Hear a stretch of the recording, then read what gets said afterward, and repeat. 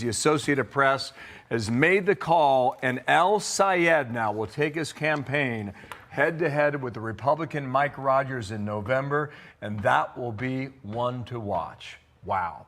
Dana's out today. I'm Bill Hemmer, live here in New York City as we roll on, but waiting on it. Now we have it, Aish. We have it. It is a major shakeup, I think, for establishment Democrats who are backing Haley Stevens. I'm Aisha Hasanabi. The other question is, how did the polls get it so wrong? This guy was up by double digits, Bill, and now we're looking at a 1-point lead, winning this primary by just 1 point. And is this a big wake-up call that El Sayed needs to be more compromising, perhaps, from now on as he... Like, why is the commentary... I'm sorry, but does it not alert you at all? Does it not alarm you at all that the commentary from Fox News is identical to CNN? This is what Neera Tanden is saying. Do you think these guys care about our movement? Do you think these guys are our opposition, or do you think they're doing us a favor? Do you think they're doing us a favor and telling us what Abdul should do to win? And if you don't believe that, at all, why would you hear the exact same message coming from a Democrat and think, that's it, that's great? He's actually, these guys have our best interests in mind.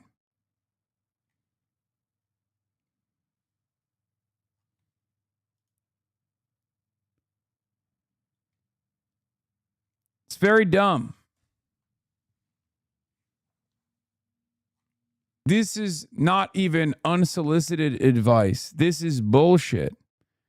This is actually the worst advice to give. They're masking it as though it's like sound, reliable information that they're delivering to their opposition. They're just doing us a solid, doing us a favor. Just stick to your principles and you will win. Okay? Stick to your principles and you will win. Here's my advice. Abdul El-Sayed should not compromise on Medicare for all. He should not compromise on punishing DTE. He should not compromise on the moratorium for data centers. He should not compromise on his position on Israel. He doesn't have to, because none of the positions that he delivered in the primaries were actually all that radical. None. They were very popular policies. So as long as he maintains his principled stance on these issues, he will comfortably win the victory. He will comfortably seize victory. Now, what should he do that he hasn't done so far? Consolidate the base. Go to the black neighborhoods. Go to the rural neighborhoods. Go to the areas where Haley Stevens overperformed. Absolutely. He should earn every single vote. You will never catch me telling a politician that I'm aligned with to not go out and win every single vote. It is not the voters' fault. I will never do the thing where I say, oh, well, campaigns can't fail. They can only be failed by the stupid voters. Like, they just don't understand it. No, it is always up to the campaign. It is always up to the candidate to ensure that no matter what the odds are, no matter what hurdles they are thrown, that they go out and they do the work and they put their policies in front of as many people as possible. Even if those voters are bigoted, even if those voters are Islamophobic, you can still win them over. Even if they go, hey, man, I've never thought that I'd vote for a man named Abdul. I don't fucking like it. I heard you did 9/11. I heard you're Al-Qaeda. You tell them, look, man, that's not the case. And I'm pretty sure you probably know a lot of Abduls. I mean, we live in Michigan after all. Here's the reality. They're saying that about me because I speak out against Israel. I speak out against the money that we're sending to Israel because I want that money to be spent here in Michigan. Boom. That's how you win those guys over. You have to do that. There's no telling people to fuck off, okay? There's no telling people to just say, you know, of course you're going to vote for me. What do you want, the Republican to win?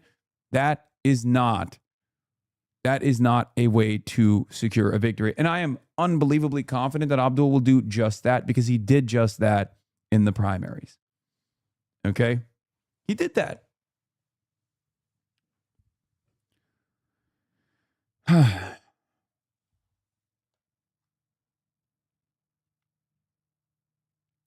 Here's the other thing.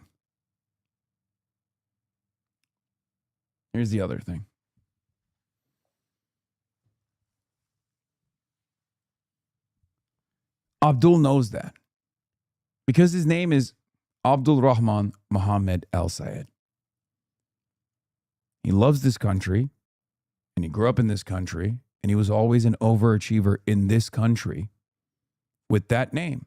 So he knows what the hurdles look like. This is, in some instances, actually in many instances, why these candidates like Zoran are actually a lot better than an unassuming white boy. Because they have to be overachievers. You have to be exceptional. If your name is Barack Hussein Obama, you have to be exceptional, especially if you have the audacity to run for president as a black man whose middle name is Hussein. Okay? That's just the reality.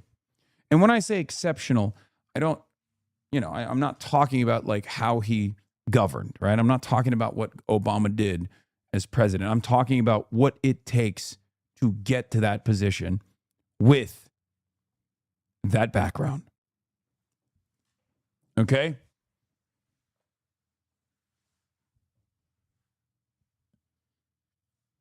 Yeah. Don't make me point to the sign of the candidate that had dropped out with the white name defending, or the candidate who dropped out with the white name winning the race over the candidate with the Muslim name that Donald Trump had endorsed. That's how easy it is at times, especially on the Republican Party side. Understand? Let's continue. He does have a lot of independents in that state, a lot of centrists in that state to win over if he's going to make it into the general. So this is what he campaigned on: Medicare for all, no military aid to Israel, tax the rich, reform ICE, abolish the filibuster in the Senate if he wins, and campaign finance reform. So we've been watching Michigan, and this is the check mark we've been waiting for either Stevens or Syed. Mallory McMorrow dropped out of this race weeks ago. She picked up 4% of the vote. You see the margin?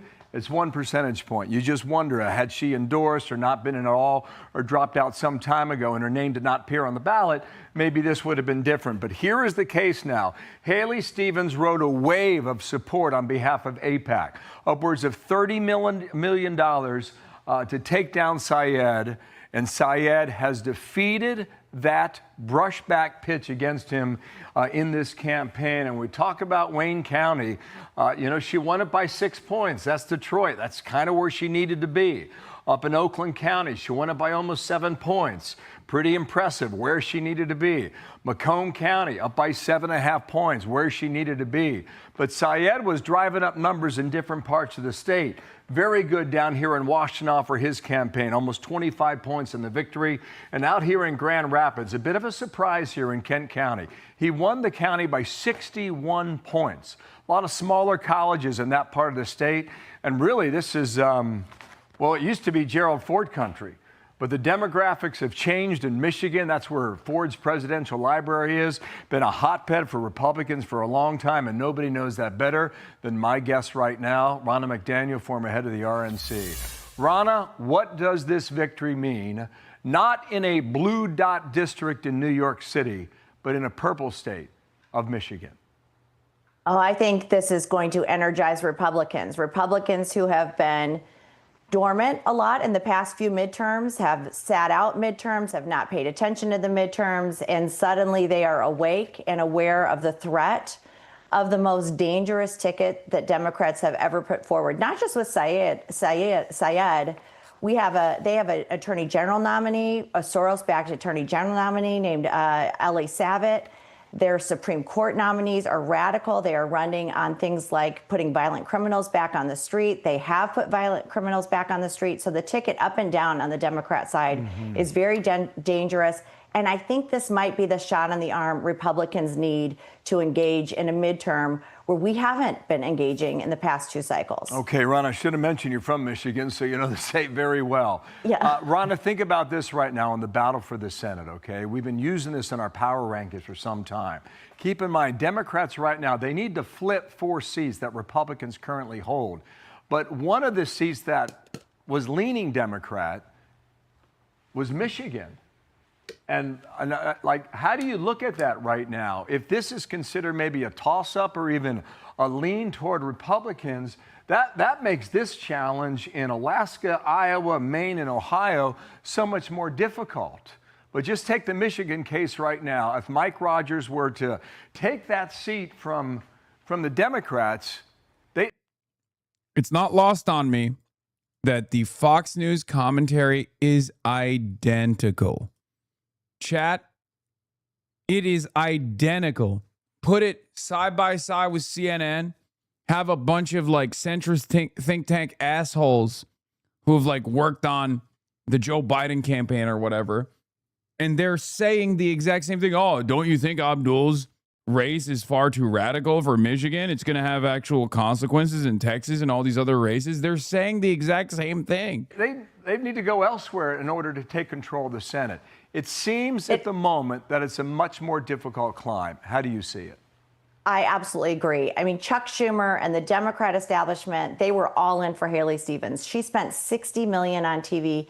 Syed spent $6 million on TV. And they wanted her to be their nominee because this disrupts their path to the Senate. And one other thing, Bill, Michigan's a straight party ticket state. So you go vote R at the top of the ticket. We're one of 8 that still employs this. This helps us with the House, too, in districts like Tom Barrett, where they elected a DSA candidate against him last night. So this is going to help us across the board, not just in Michigan, but nationwide for prospects for Republicans in these midterms. Mike Rogers was on the air about 2.5 hours ago. Now, this is what his race was against Alyssa Slotkin.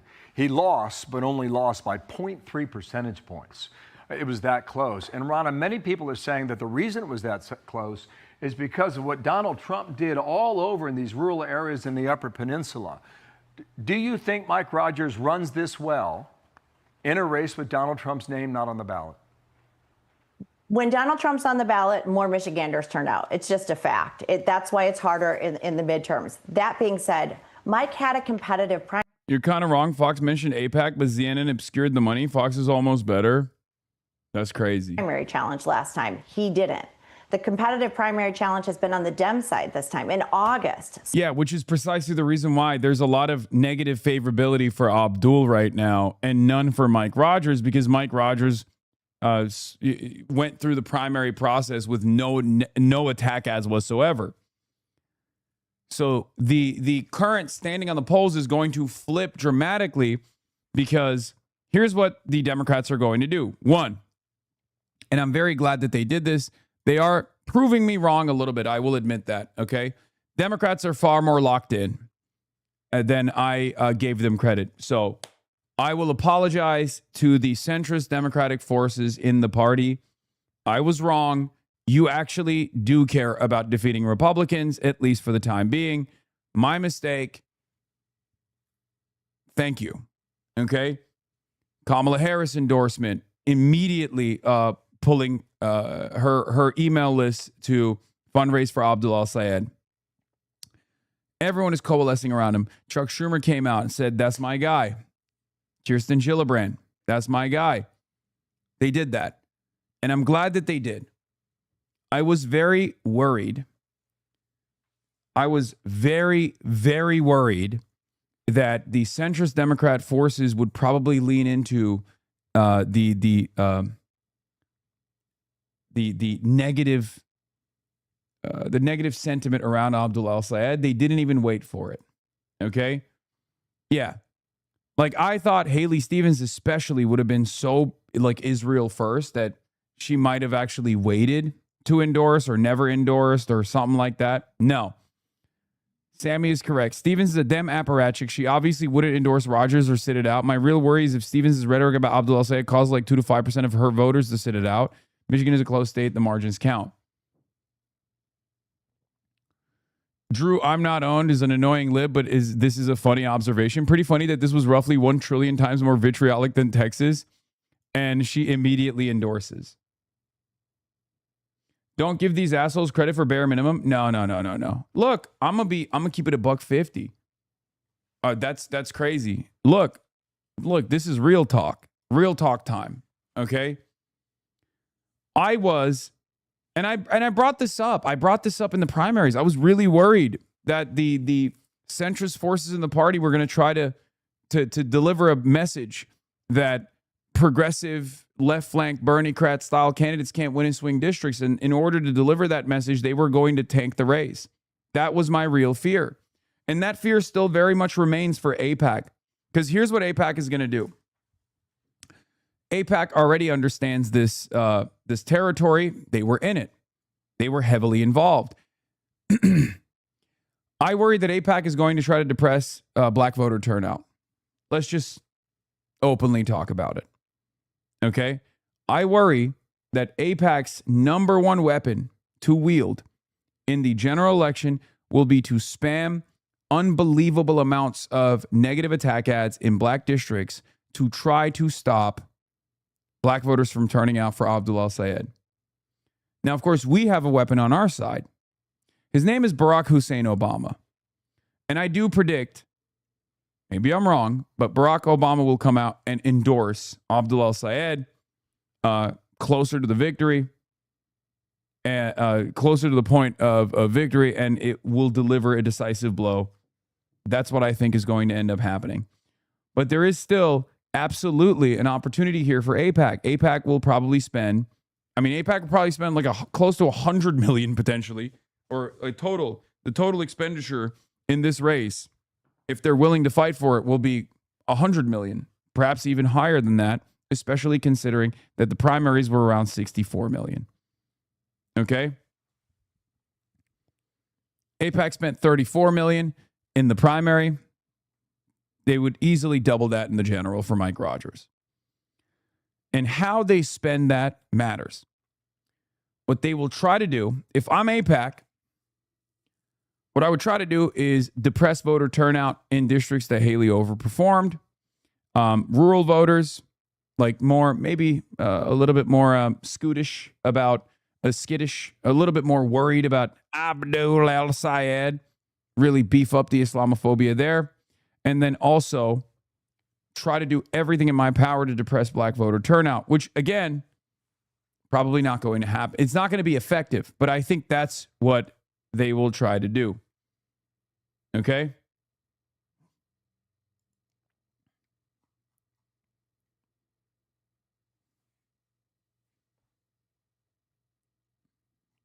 Don't give them tips. Guys, are you crazy? You think AIPAC doesn't already know what they can possibly do?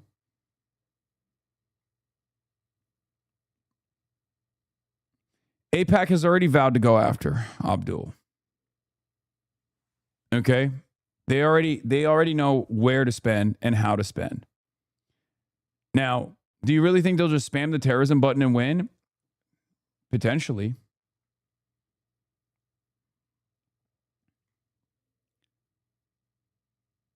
Potentially.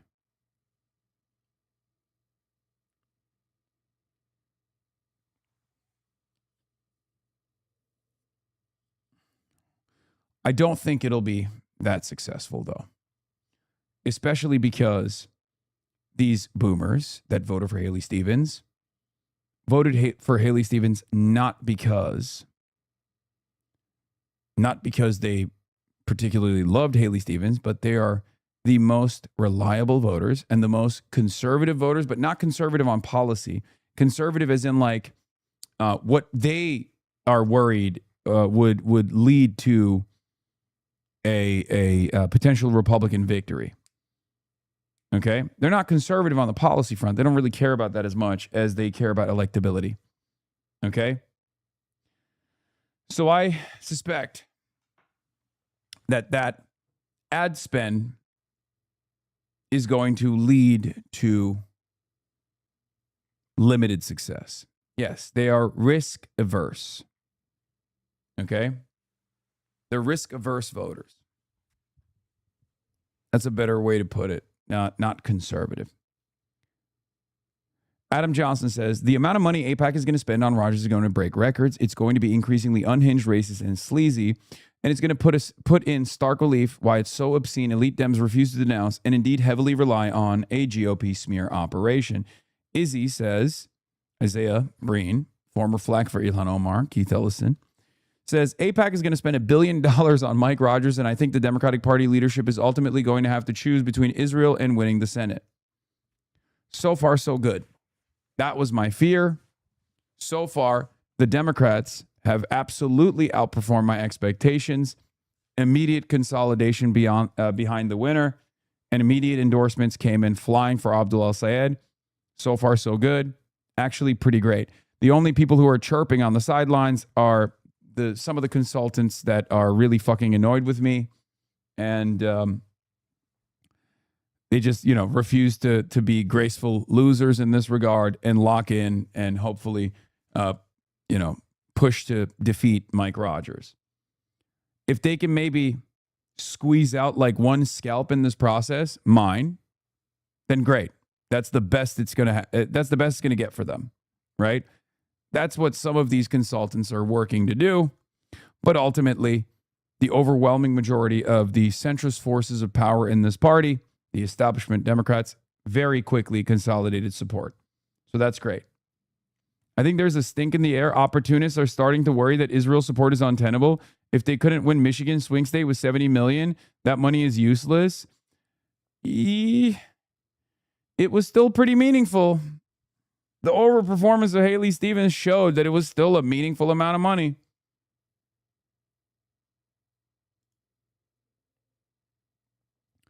Dan Pfeiffer.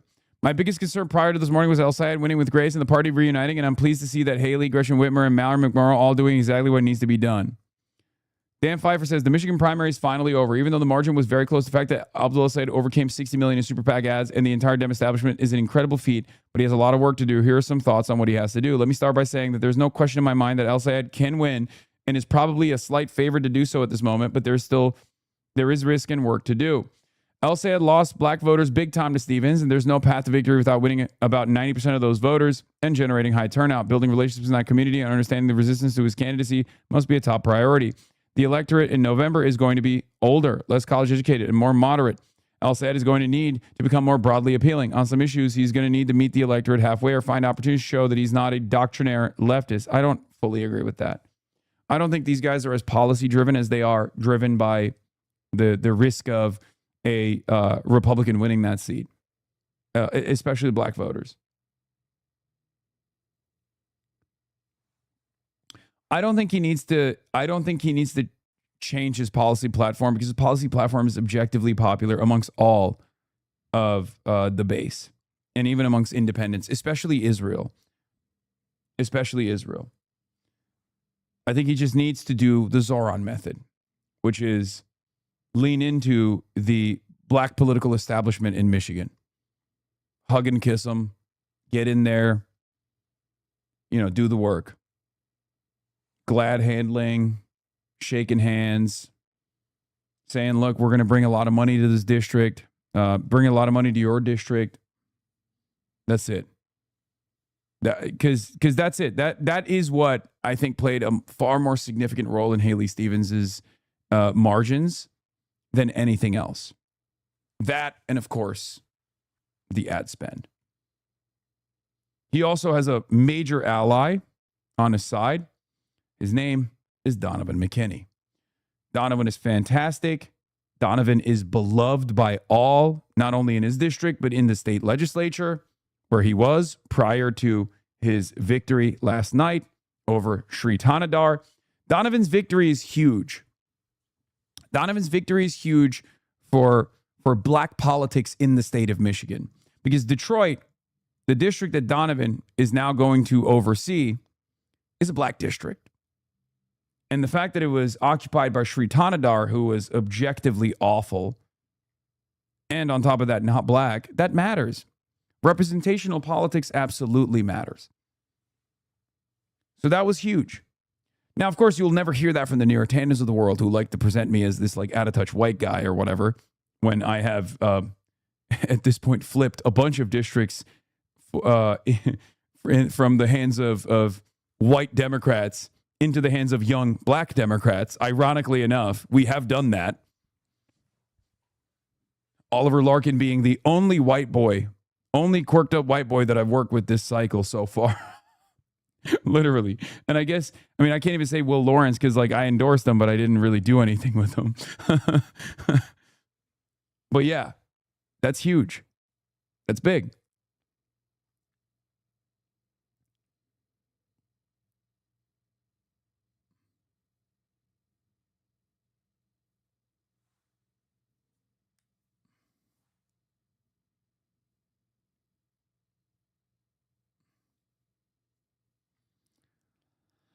So now they've got to unite and try and mobilize. And let's see if these Haley Stevens voters come out for El-Sayed. It has expanded the Republican map on who we can reach. I know, Bill, even in this primary, Republicans were crossing over to vote for Haley Stevens. They were that afraid of El-Sayed. I was knocking doors over the weekend in high propensity Republican areas, and they were skipping the Republican primary altogether, because in Michigan you can do that, and they were pulling a Democrat ballot to vote for Haley Stevens. That's how afraid of El-Sayed they were. So I think this absolutely puts Mike on the map. So he has campaigned with Hassan Piker, right? Hassan Piker said America deserved 9/11. I'm from Ohio. I don't think Michigan's that different from Ohio. No. I don't know how it's going to fly, but go ahead and roll this. Soundbite number 3. Watch here. Do you see a progressive lane materializing that goes through Michigan for 2028 after tonight? Absolutely. But it's not just Michigan. This is just the beginning. These are never supposed to be swing states, and they will never be swing states ever again if I have something to do with it. We will hopefully continue this movement all across the United States of America. We'll go to every single state. So here's what's going to happen, Rana. Every Democrat's going to be asked whether or not they can support this. It's already happening, even before the vote yesterday. Yeah, how'd that work out? How'd that work out?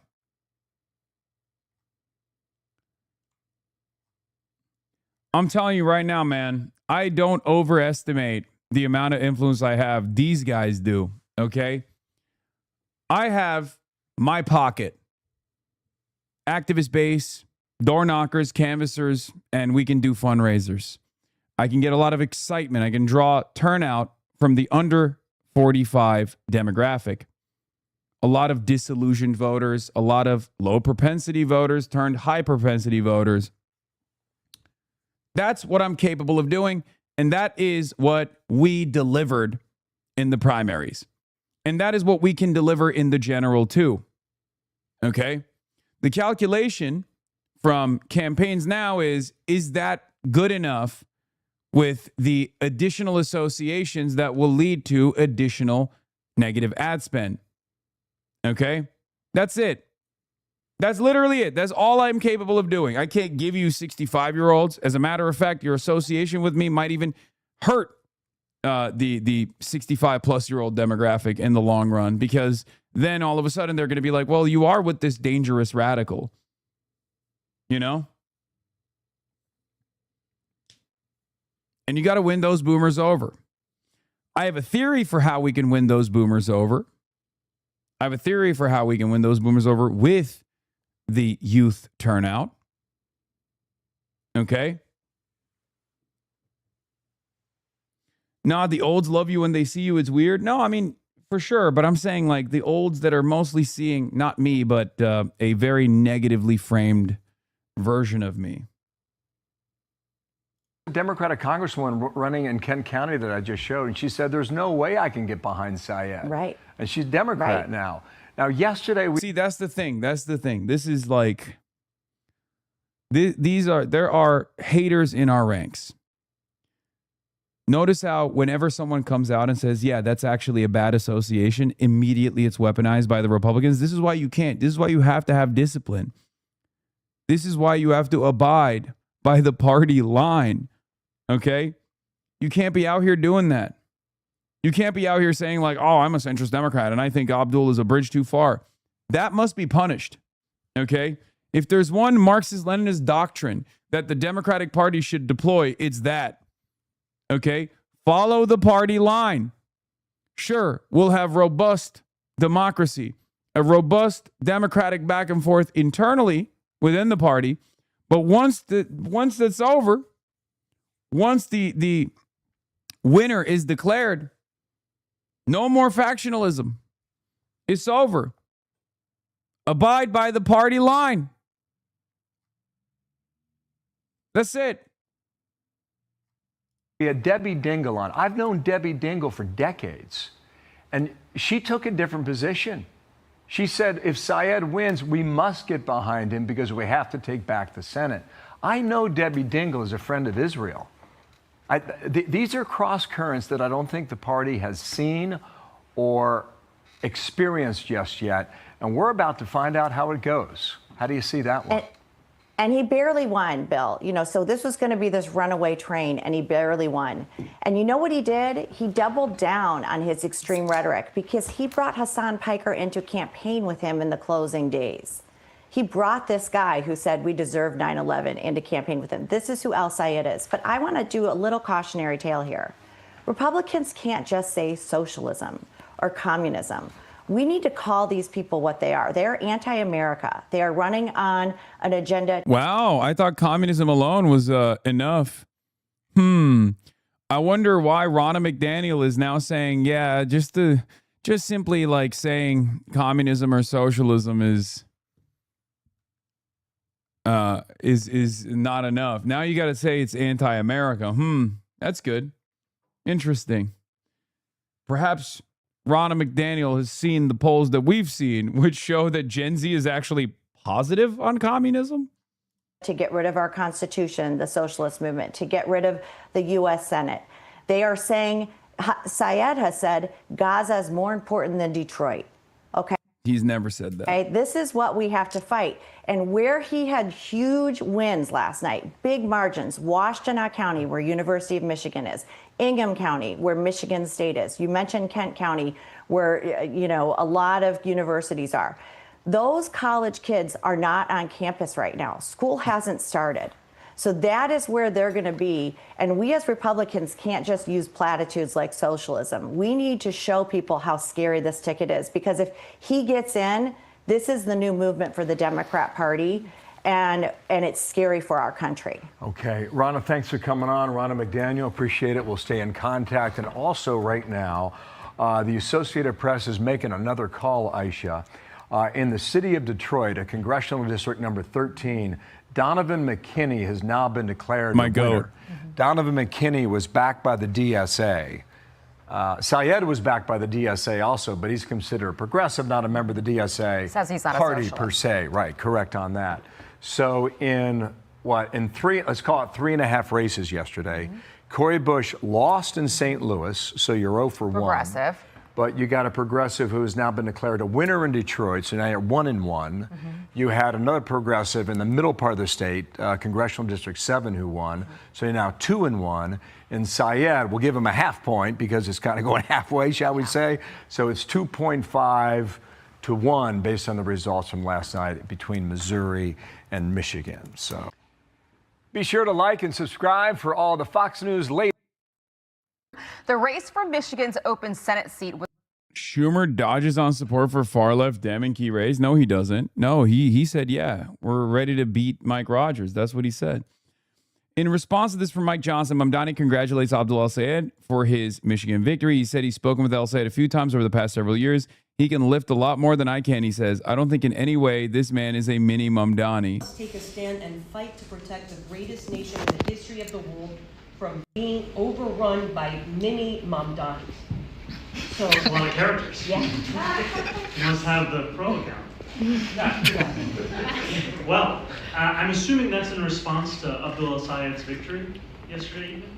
And first, I'd just like to congratulate Dr. Abdul on his victory. He ran a campaign where it was best described by his words of money out of politics, money in your pocket, Medicare for all. And if those simple commitments and beliefs are what drives Representative Johnson to these kinds of conclusions, I think it shows you how deeply out of touch the Republican Party is with the concerns of working class Americans. Because what we have seen is, despite him facing more than $60 million in outside spending, he was able to prevail with a focus on a cost of living crisis and the way in which healthcare is exceedingly out of reach for those who have helped to make this country what it is.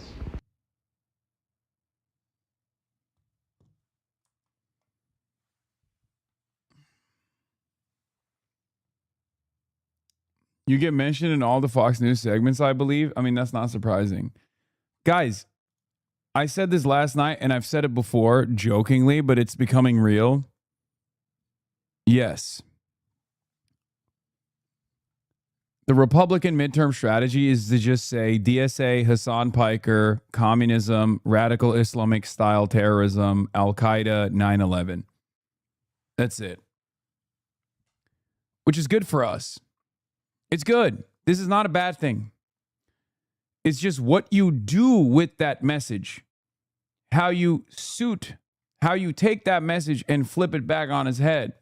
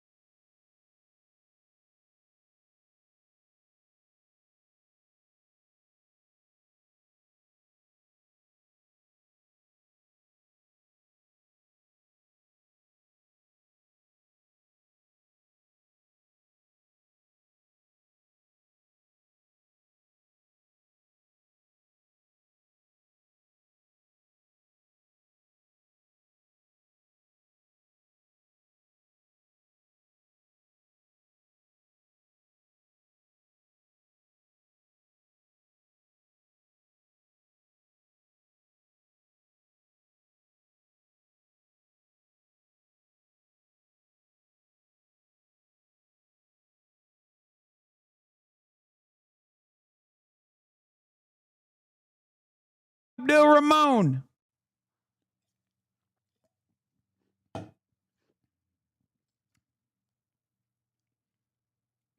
What state do you think this is? What do you mean?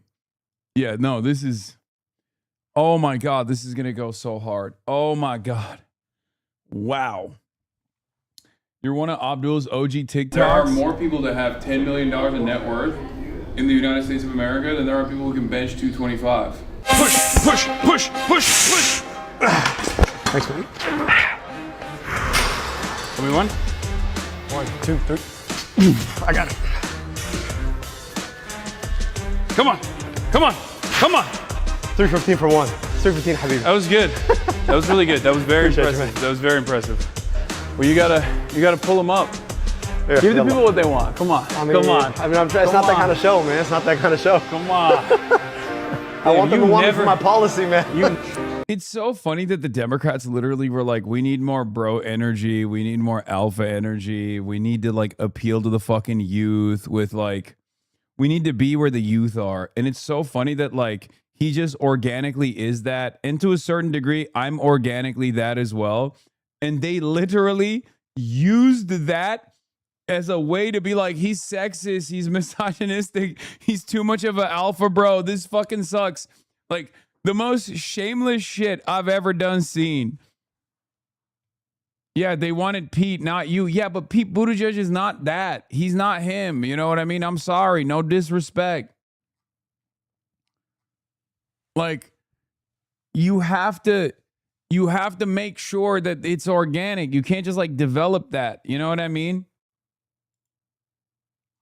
Occurs to me that Al Sayed, who does WWF promo level mockery of his opponents, campaigns in a tight black tee, and invites reporters to watch his lift, is channeling the alpha energy that Lisa Slotkin wished into the universe. Yeah, monkey's paw curls, dude. Literally.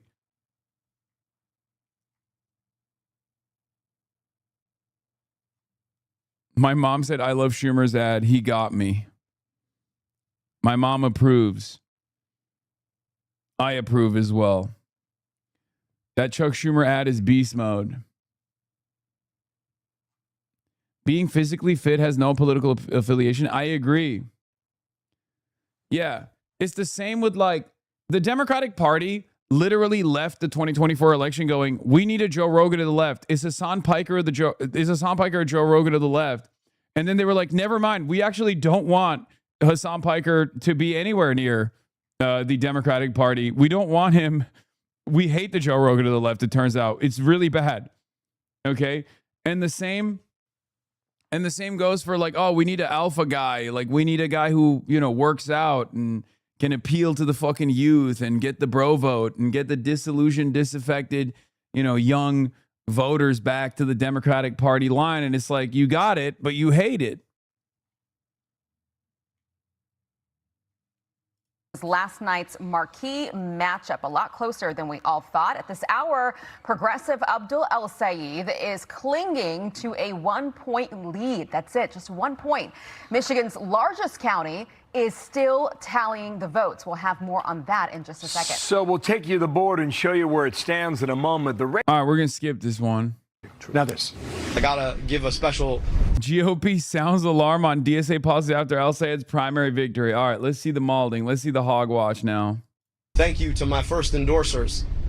Bernie Sanders, the OG who came in on day one. We're gonna build a movement that reaches out to everybody. Mike Rogers is a guy whose politics and vision and perspective are old. Is he MAGA? Is he neocon? Nah, man, he's just a corporate sellout. Abdul El-Sayed delivering another big win for the Democrat Party's left flank, capturing Michigan's high-stakes Senate primary and opening up to new party infighting. I mean, he has like a little man syndrome kind of energy. Yeah, well, I can't come together with someone if you are willing to embrace people that loves Hamas or that thinks America deserved 9/11. I think that's reasonable. El-Sayed today called for party unity, even as he continues to appear with far-left activist Hassan Piker, who is now attacking El-Sayed's critics in vulgar terms. Here's the take nuke for you, okay? You are all unbelievably Islamophobic pieces of okay? You literally called the dude a terrorist. Our senior national correspondent Rich Edson is reporting live on all of this. No notes. It's true. Every single consultant that said Abdul's unelectable, his policies are too radical, every single consultant leaned into it. Every single one. is true. Is true. Now, of course, people turned around and said, like, oh, Hassan is like yelling at the voters. I would never do that. I never will. And I wasn't doing that there either. Okay? Mike called you out for that? For what? Michael from Florida was woke 1.0 about this morning. You were cooking why they ended there? Yeah. You yell at the chatters, which is understandable. No, like my point was there are a lot of these people who straight up leaned into the Islamophobic lines of attack, okay, and then turned around, and then made it seem like Abdul had to kiss the fucking ring. He doesn't have to kiss your ring. He has to kiss the feet of the voters, okay? That's all he has to do. Clip chimpable event could be used towards voters, not consultants. I know. Not everything from my stream has to be clipped and blasted on the timeline, even if we think that it's like a defensible sentiment. It doesn't matter. It's like we have to angle those clips to the best of our ability for the masses if we're going to clip those things, to be like Hassan delivers a rebuke to the consultants. I love Hassan and understand how he's feeling, but we need to be magnanimous in victory. Spiking the football is only appropriate in races where we have it locked up. In swing seat, we need every Stevens voter. Yeah, I wasn't even talking about the Stevens voter, and he is Stevens voters, and even Michael from Pennsylvania, also known as Michael from Taiwan, not Beijing, misunderstood the point I was making.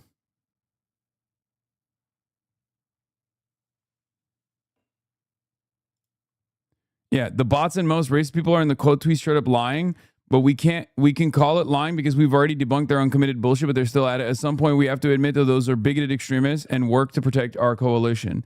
Yeah, that's exactly what I'm talking about. And Ruva, who is far more considerate and far more careful in the language that she uses, also identified it. Okay?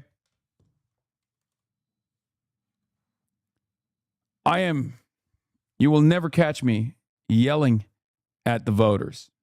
Okay? You say it at the end of that clip? Yeah. I'm talking about lock in. To the consultant class in DC, to the media class who may favor a Democratic Senate majority, it's time to lock in.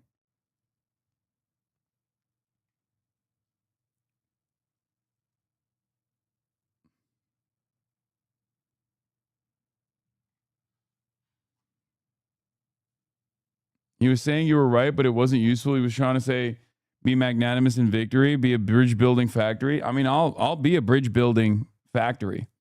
Well, I'll be the factory, dude. I'll lay the bricks down to build that bridge with whoever wants me to do it. Dude, it's funny because like here's the interesting part. I was already in these districts stumping for Donovan. So I was already trying to court voters anyway. It's not like it's not like I wasn't doing that already, and I will continue to do that. And we not only did that, but we won in those districts for Donovan. So it's not even a thing, you know what I mean? I was already doing the work before the general. Louisville, Michigan. Hey, Rich.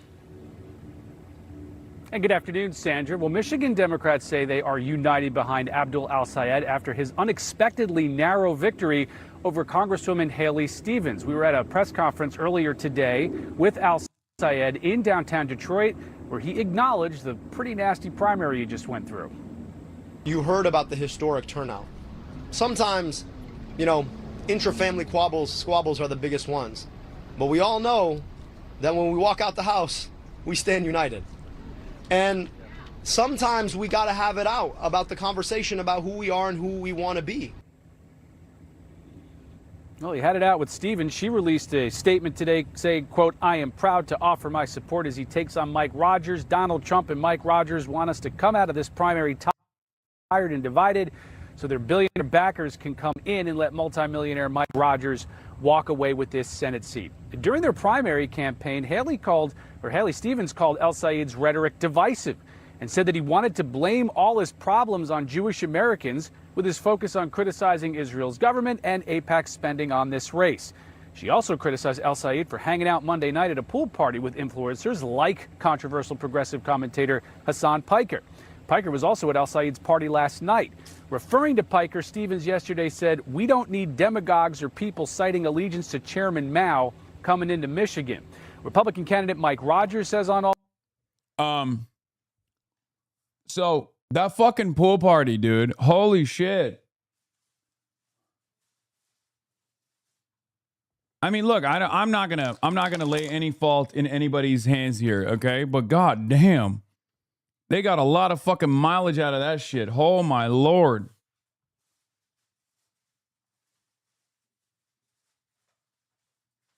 And it's so funny because, like, I was there for 5 minutes, bro.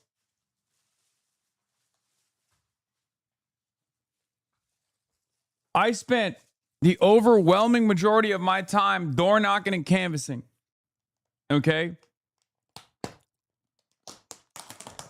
I was doing the damn thing that I'm supposed to be doing. And it's clear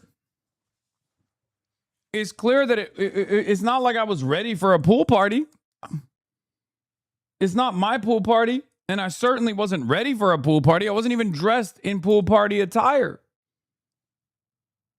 You can see it in the photos.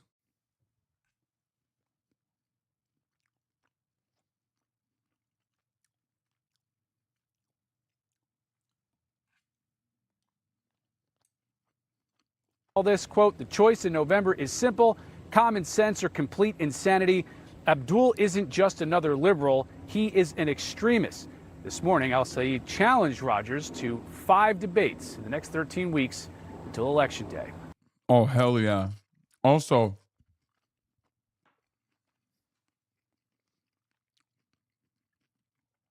what's really funny about liberals who go, "See, Abdul, you have to moderate.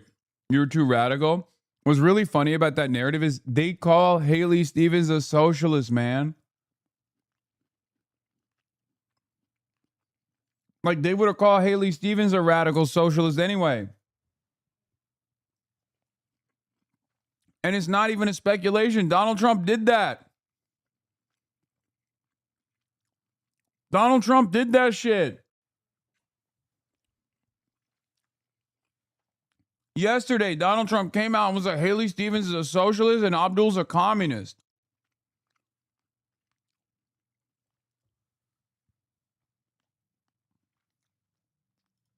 Sandra? Rich, that gives us a lot to talk about. Thank you very much. John? All right, Sandra, let's bring in Indiana Republican Senator Jim Banks. Senator Banks, great to see you this afternoon. So El Sayed looked like he was going into this race running away with it with a 10.2% advantage in the Real Clear Politics average. But he beat Haley by only a single point. A lot of people are saying that that's almost a loss for El Sayed. What do you think? What? No one is saying that. Why would that be a lot? Bro, what are you saying?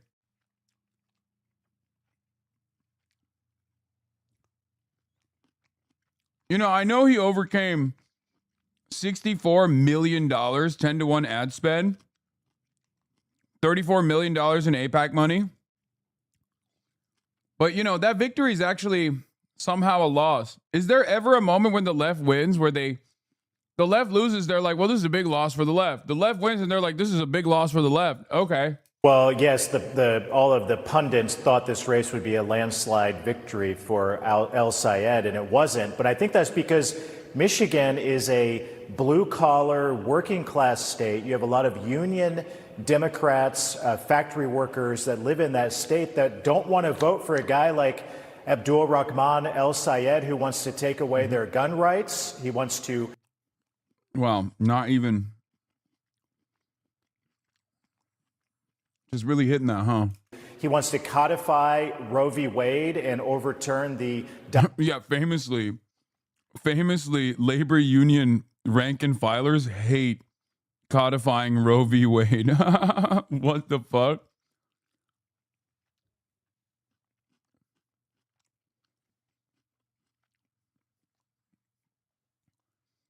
That's awesome. Dobbs decision. He wants to abolish ICE. And a lot of the working class families in Michigan, just like in Indiana and around the country, these families just want to keep these men and women just want to keep their families safe. And El Sayed wants to abolish ICE and allow the drug cartel gangs to take over the streets of cities in Michigan. You look at the extreme positions that El Sayed has staked out, and if he would happen to win in November, he would be the most extreme Democrat, radical United States senator that we've ever had. He would make Bernie Sanders look squishy with the positions that he's staked out. And already this morning, he's trying to moderate and change his tune. But look at what he said throughout the campaign. His rhetoric is dangerous. His policies, his positions are extreme and dangerous. And This is why moderating on your positions is dumb as fuck, by the way. This is why. Just run on your positions. Don't try to fucking moderate to like a fake audience. Because even if you're not doing that, but if you're perceived as like changing your tone, they punish you for it. And then you look squishy. Then you look wishy-washy. Then you look like you got caught being a hypocrite. I have never felt better up to this point. I have never felt better about Republicans keeping, if not growing, the majority in the United States Senate than how I feel today after watching El Sayed win this Michigan Democrat primary. All right. Well, we will see how it all turns out in November. But you say, despite his controversial record, establishment Democrats like Debbie Dingell, moderate of moderates, say they're going to get behind him. Listen to what she said earlier today. Abdul was very good at meeting with people, talking to people. We didn't see Haley that much, quite frankly. The kids can't even afford to rent, and the kids that are graduating can't find jobs. That's a problem. They want to make enough money to put food on the table, go to the grocery store. They can't. Now, Debbie Dingell is a huge supporter of Israel, but yet she's willing to give El Sayed a pass on all that. Yeah, El Sayed wouldn't even acknowledge and say whether. Yeah, I wonder why. Yeah, I wonder why Dingell heads rise up. I wonder why Debbie Dingell doesn't give a shit about Israel in the fucking Senate majority calculation. Perhaps it's because she's not a politician from Tel Aviv, but instead a politician from Michigan.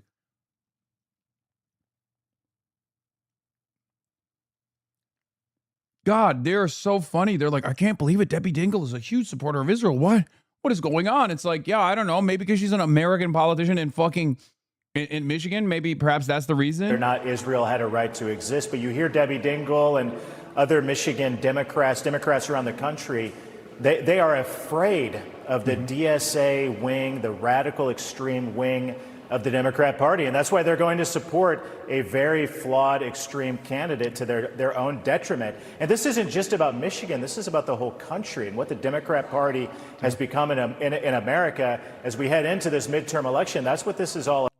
Dude, they keep giving us such amazing breaks here. And if we don't weaponize this, we're fucking stupid.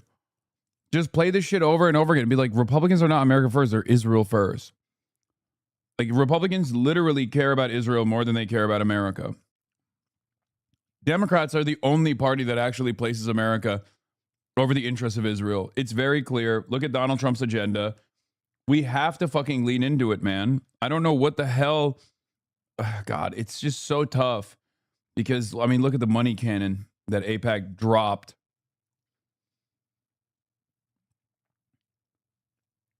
But it's just crazy to me. Just say we're the Israel, we're not the Israel first party, the Republicans are. About the extreme positions of the radical left versus Republicans who are trying to make life better for working class families, the Trump tax cuts, the work that we've done to bring down the cost of living in America, the focus on that, and these extreme Democrats are focused on just the opposite. So, El Sayed was walking hand in hand with Bernie Sanders, but Bernie Sanders even goes so far as to say he does not agree with El Sayed's position on 9/11, but he's still willing to back him. Listen to this exchange. Piker has said America. What, dude, what? Bro, are they doing this on purpose, or do you think these guys are like that racist where they just like say, what is happening? Abdul is me now? What the fuck? Bernie didn't even fucking say anything about Abdul El-Sayed or anything like that. Bernie just said like he doesn't agree with my comment on 9/11, which was misconstrued anyway, and it was misconstrued fucking 8 years ago. What the fuck? Deserved 9/11. Are you comfortable with that association? No, I am not. I think that's a dumb statement. On the other hand, he has a whole lot of followers, and there's a lot of things that he's saying that are making sense to a lot of people. I think, we have to get above cancel culture. Yeah, it's ironic because it was Democrats who invented cancel culture. And Bernie Sanders has got a track record, let's go back to Maine and Grand Platner, of backing some very controversial candidates. But on certain issues, very important issues, he's willing to turn a blind eye, he's willing to look the other way just to win a seat. Yeah, El Sayed would be the most extreme senator ever. And bro, this is a little bit shocking that even Fox News is doing like the I mean, that was a clip, chimp. That's on purpose. They're purposefully saying this game of telephone has moved from Hassan did 9/11, Hassan loves 9/11 to actually Abdul Abdul El-Sayed loves 9/11 and did 9/11. What the fuck is happening, dude?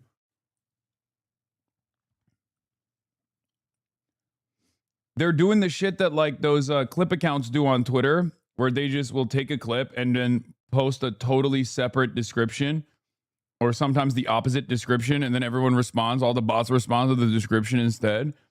But now they're doing it at Fox News.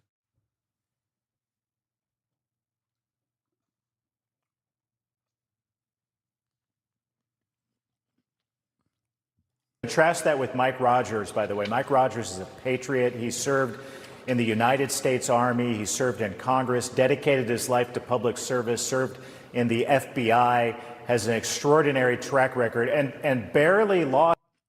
Yeah, they're also they're framing this as like the terrorists versus the Department of Justice. Like, it's not even a secret. They're literally like, oh, this guy, yeah, he's the Muslim killer versus the scary Muslim. In the last election to Alyssa Slotkin, who ran as a moderate. El Sayed is running as an extreme DSA type Democrat, a radical Democrat. That's a. What's going to happen when the margin of victory for Abdul El-Sayed is far larger than Alyssa Slotkin's margin of victory against Mike Rogers?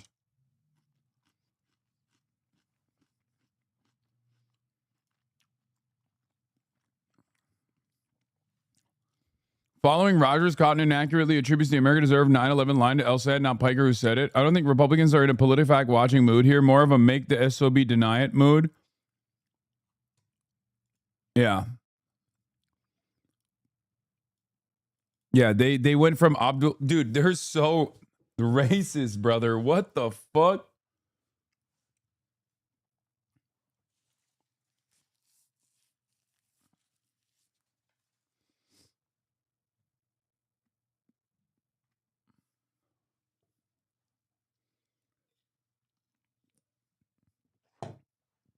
This is crazy.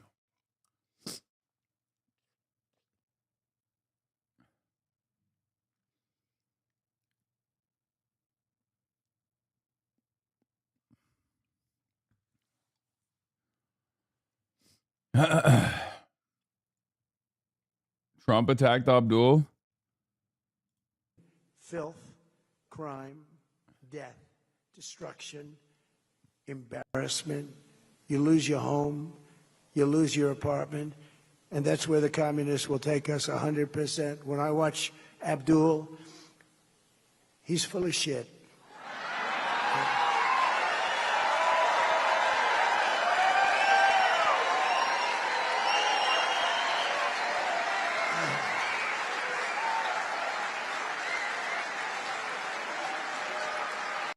Filth, crime, death, destruction, embarrassment.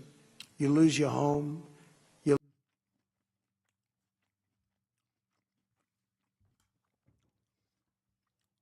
It sucks that our president is a pedophile. Like, what can you do?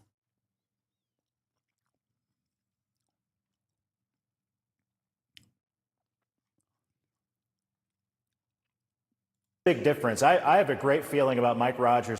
Yeah, I know. Caitlin Collins is going to have Abdul on at 6 p.m. Pacific time in approximately 3 hours. I can't believe our president is saying shit like this. Winning Michigan and winning it in a big way.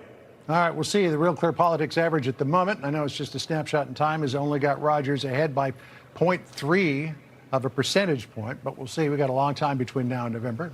It is kind of rushing at us at 100 miles an hour. Senator, always good to catch up with you. Thanks so much for joining us. Thank you. Appreciate it. All right, now this. Be sure to like and subscribe for all the Fox News latest on YouTube and catch full shows streaming now on Fox One.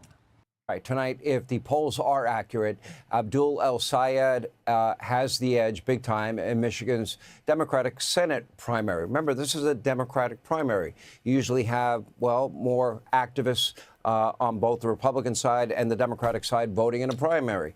And while El-Sayed often puts a cheerful face, his policy beliefs, they are dark, they are scary. At the core of his platform is at its core, a platform of obsessive dislike of Israel, the world's only Jewish state, along with American Jews who support Israel. In fact, he refuses to say whether Israel should even exist. El-Sayed seems to bring up Israel and AIPAC constantly, leaving one. This is so good.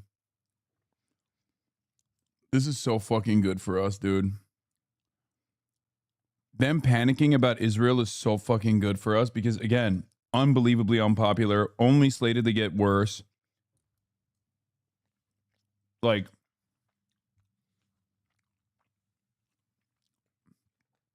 it is the best issue for us.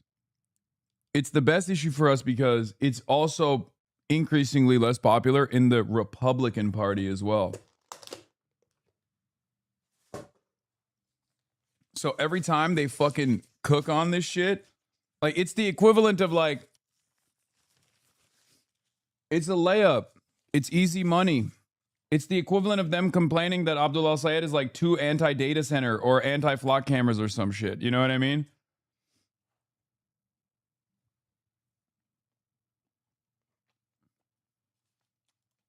Reverend to openly wonder if El-Sayed even cares more about the West Bank than the west side of Detroit.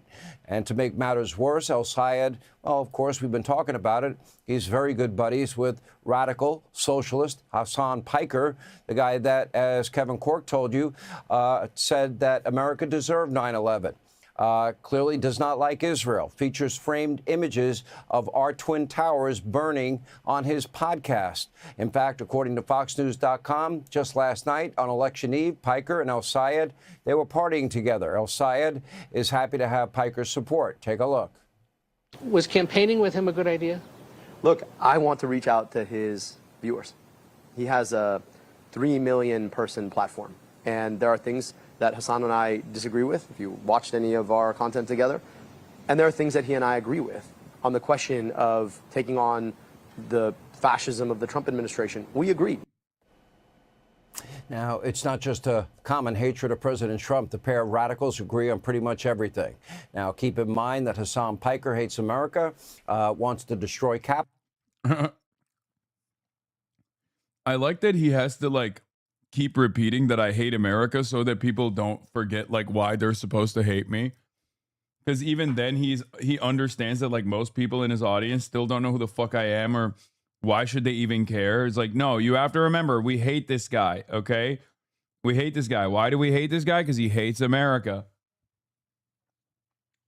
A reminder to all, we hate this guy because he hates America.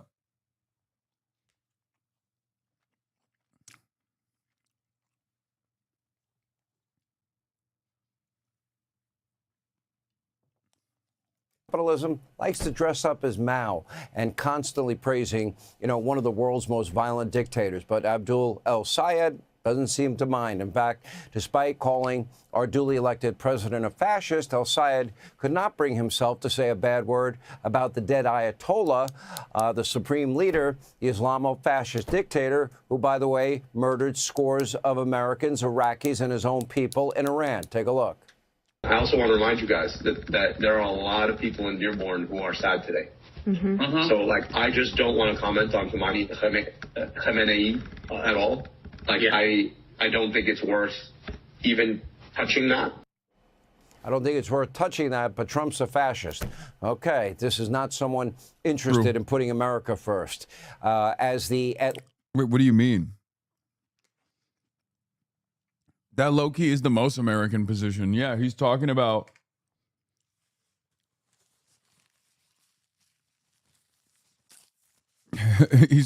Trump being a fascist. And then being like, look, there's a lot of Americans that feel a different type of way about this religious figure. He doesn't agree with it. And in the broader context of the conversation, he's just saying this is not a sad day because of the Ayatollah died. It's just a sad day because we've blown up a fucking school.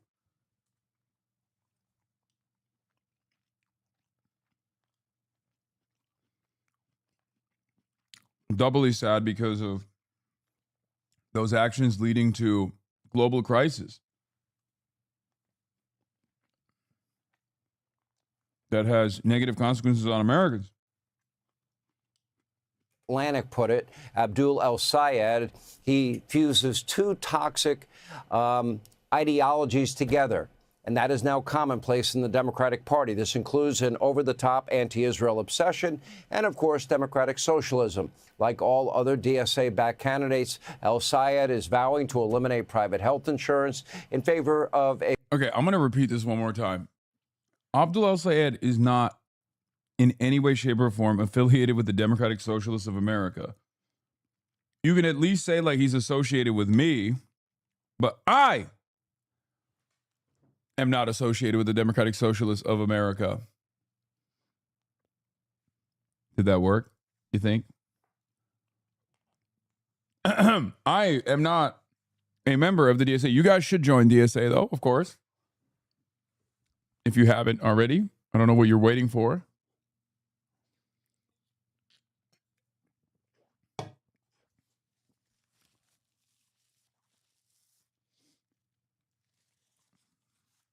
I am an independent reporter in independent media, PBS, Piker Broadcasting Service. Some might say this is the propaganda mouthpiece of the Democratic Socialists of America, the movement, the organization. To them, I say, no, I'm just independent.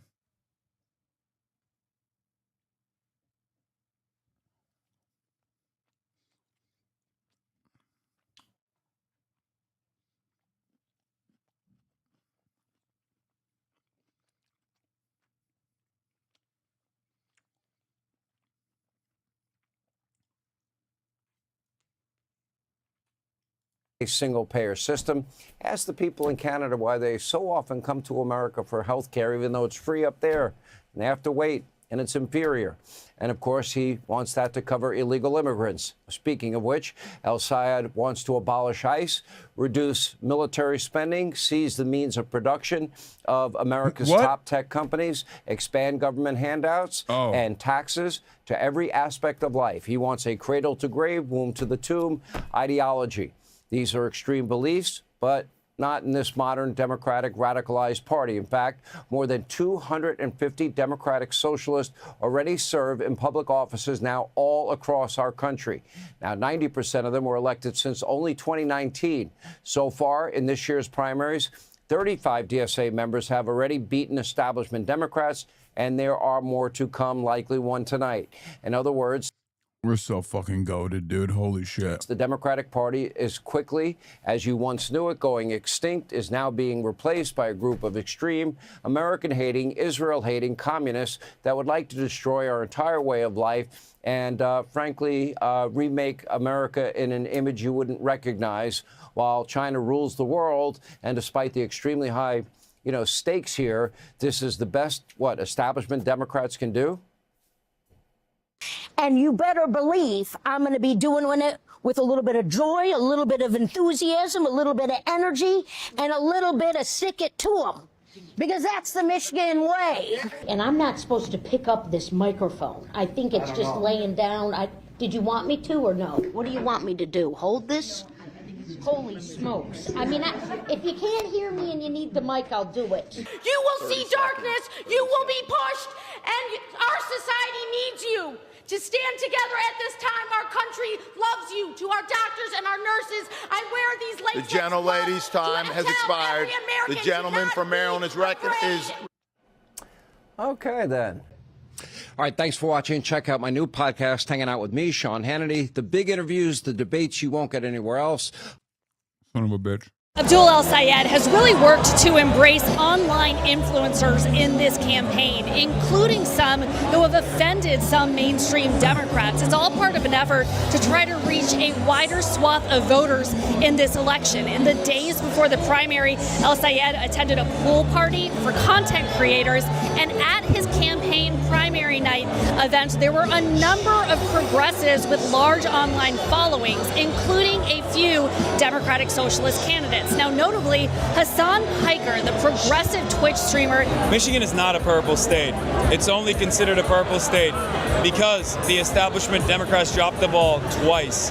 He was at El-Sayed's campaign headquarters on Tuesday night, live streaming to his thousands of followers. El-Sayed had faced some criticism in the past for campaigning with Piker, a progressive pro-Palestinian activist who in the past has said that Hamas is the lesser of evils compared to Israel, and also at one point said that America deserved 9/11. That's a comment that Piker later backed away from, saying that was inappropriate. But Piker told us that he hopes El-Sayed's campaign will send a message about the direction of the Democratic Party. They might have the money, but we have the people.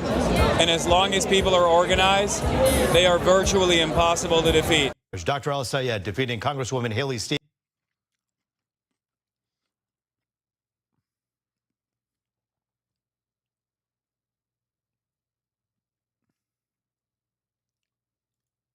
Matt Iglesias, money just doesn't actually seem that important in elections. And the main thing that Democrats should take away from this is that they'd be well advised to spend less time kowtowing to their donors who are mostly extreme left wing and out of touch with the electorate. What? How drunk were you in the interview? I wasn't drunk at all. I didn't drink at all. I drank like the 2 shots. That's it. Way before I went out, but I wasn't drunk. It was a dry event. Bro, he's trolling, right? Is he trolling? The CNN comment section was on your side. He's fucking okay. Well, before we get to Root Project, Abdul El-Sayed has really worked to. Let's look at the comments. 70K. Too late for the smear jobs. No mention of AIPAC is everything you need to know. Notice the mainstream media won't mention AIPAC. Is the only reason this is closed. Fox is doing great reporting these days. Streamers and socialists. I think you mean Americans. CNN, hats off to you. You're very smartly worked your bias into your commentary. Damn.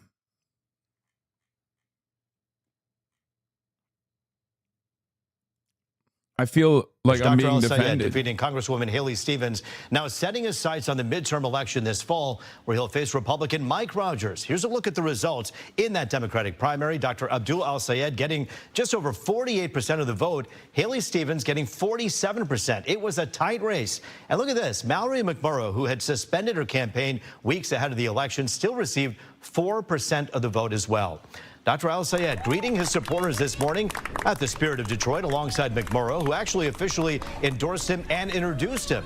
The race remained close throughout election night. Al-Sayed holding a narrow lead overnight, but wasn't declared the winner until this morning. Stevens called Al-Sayed to concede and in a statement said she would back the campaign. The race had become contentious at times, with policy toward Israel thrust into the spotlight. Today, Dr. Al-Sayed had this message to Stevens' Jewish supporters. To my Jewish American sisters and brothers, one of the most indelible memories of this campaign will have been the opportunity to break bread with you at Seder, to worship with you at Shul, to be embraced by you. And listening to sisters and brothers who said, I want to join this movement because AIPAC doesn't speak for me. Because I understand that self-determination for one people does not require the quenching of self-determination for another people. That unless all of us are free, none of us are free. I want to tell you the great gift that you've given me. And to all of my sisters and brothers of the Jewish faith, or any faith at all or no faith at all, I want you to know that my commitment to your safety, my commitment to Jewish safety, is the same commitment that I have to the safety of my own daughters.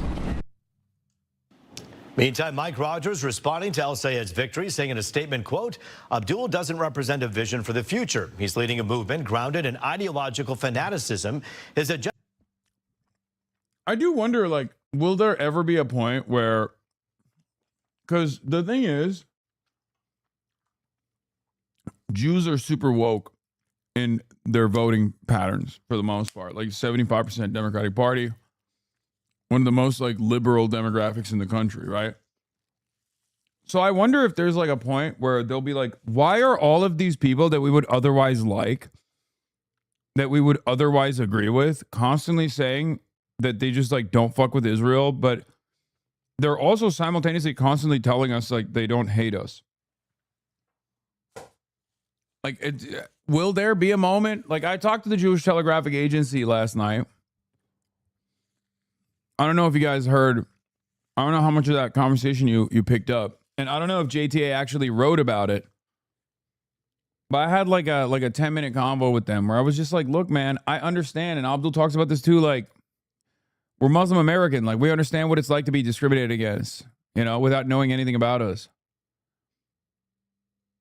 You said DSA's roots were primarily Jewish old men. No, I said our opposition to Israel is one that is born out of our desire for a more equitable and just outcome for all peoples, which is, dare I say, the Jewish tradition of resistance towards violence, resistance towards fascism.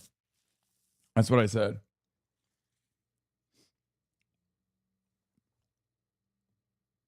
You look super depressed. Are you okay? Dog, he's in his 30s and he didn't get sleep before his flight. Bro. Oh my God. What the fuck does me being in my 30s have to do with that? What the hell?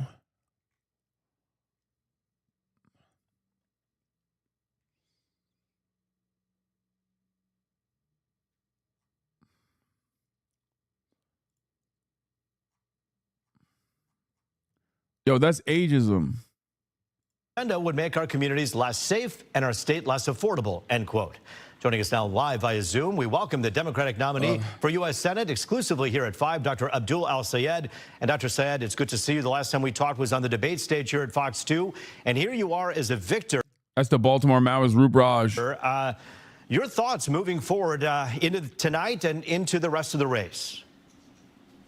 Well, Roop, it's an honor to be with you again, an honor to speak with the viewers of your channel, and grateful to be able to speak as the Democratic nominee for U.S. Senate here in Michigan. We've got an opportunity in this race to continue to build forward, to get money out of politics, put money in pockets, and pass Medicare for all. If you, like me, believe that gas shouldn't be so expensive, that groceries should be more affordable, that you should be able to see a doctor in the richest, most powerful country in the world, and that your taxes should be spent on you and your kids instead of sent somewhere else to fight wars or do even worse things, I hope that you see a future in this movement. We know that it's been a contentious. Oh, JT, I put my quote in there.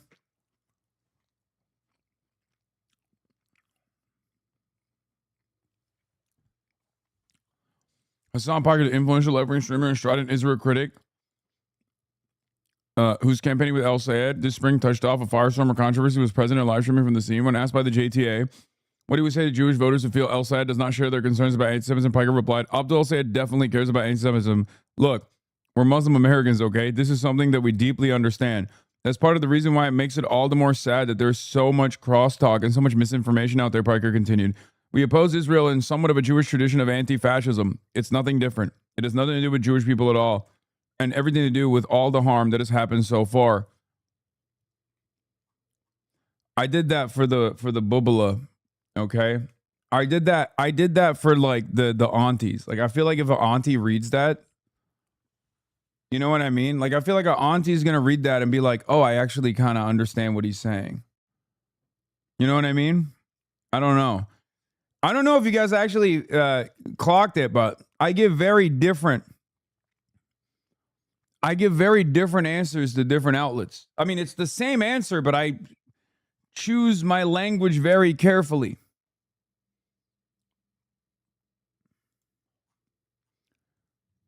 No, it's not a private and a public opinion. No. Like when I was talking to the National Review, I talked about the populist rage that Trump was able to capture.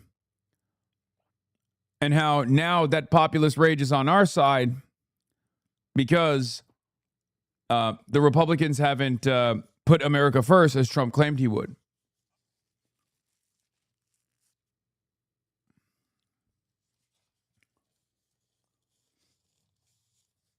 I did notice that. Are you speaking from experience here? Are there things you've worded badly in the past? Oh, good one, chatter.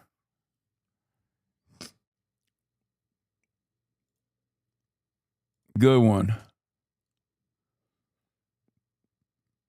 Bubbies for Hassan when? Also, why are you dressed like Dwight Schrute, Lamau? I don't know. I was blown away how well-spoken you were with every single news outlet.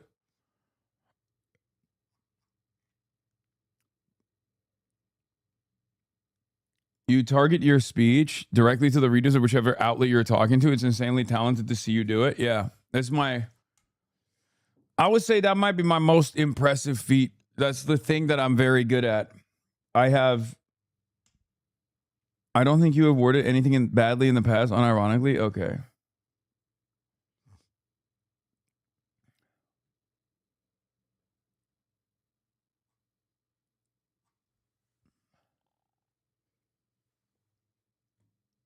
What time is Chris on Hannity? I don't know, man. I don't know. What do you want me to do? Text him?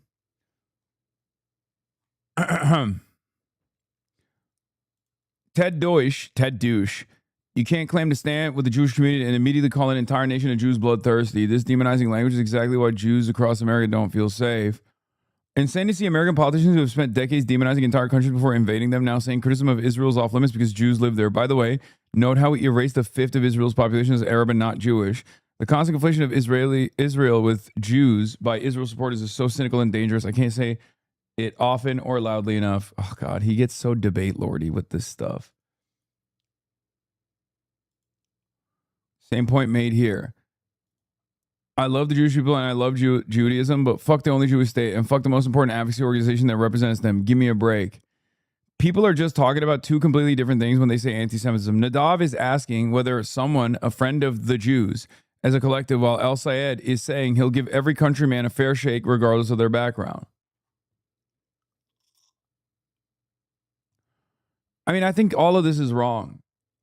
Because if Israel, Jewish or not, if Israel wasn't a violent apartheid state, then this would not be a concern. That's it. Like, Abdul would not care about it. Abdul would not be talking about it. I wouldn't be talking about it. It's that simple. If it wasn't a fucking apartheid state doing a genocide, then why would we have issues with it? That's what these guys constantly try to bring the conversation back to. That's the problem, but they can't address that problem. So they have to turn around and say, oh, you're just saying that because it's Jews doing it. It's like, no, it has nothing to do with Judaism or Jews, dumbass.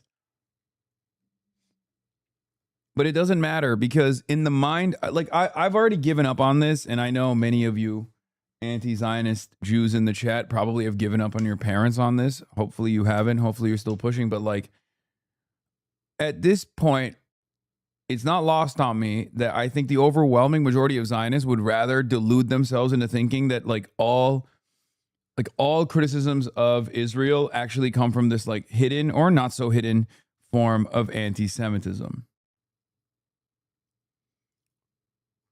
Like they cannot contend with a reality where it's just not anti-Semitic. Like it's not coming from a place of secret anti-Semitism.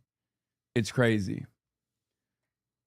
I'll still say what I'm saying. I'll still say what I believe, right? And I'm doing it for myself and I'm doing it for my audience.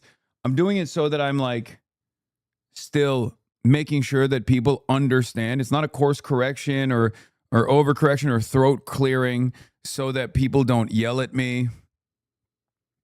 You know? Like a lot of people think I cynically bring this shit up. My relatives think Booker is anti-Semitic. Booker? He's like one of the biggest. Dude, he was giving piggyback rides to Rabbi Shmuley, man. What the fuck?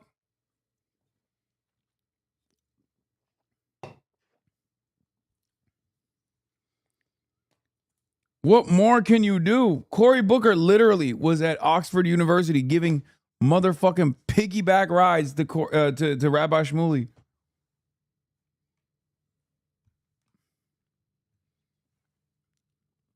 Look it up. Yeah, lost cause. Yeah, that's not happening. Yeah. Yeah, look. When your parents, they want me to move back, they want to move back to Israel, so that's crazy.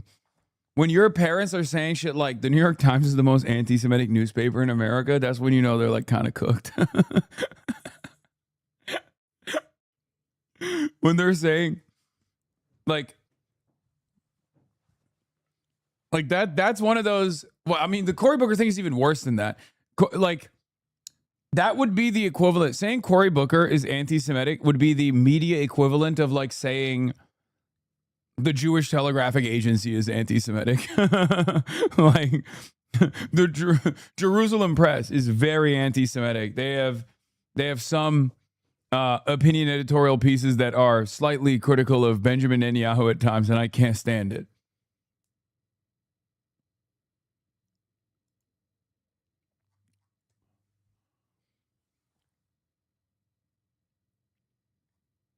Primary. So I'm reaching out to anybody who supported us or didn't support us to come join this movement to build a Michigan where our politics are focused on we the people rather than. Okay, I'm not gonna lie, this is kind of lame.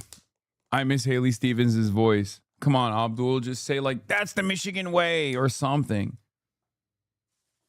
You want to appeal to the Stevens heads, right?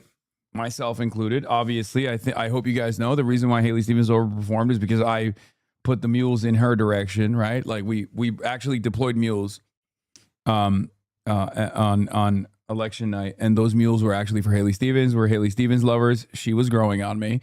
What gives? She was growing on me because Israel comes to me in my dreams. What gives?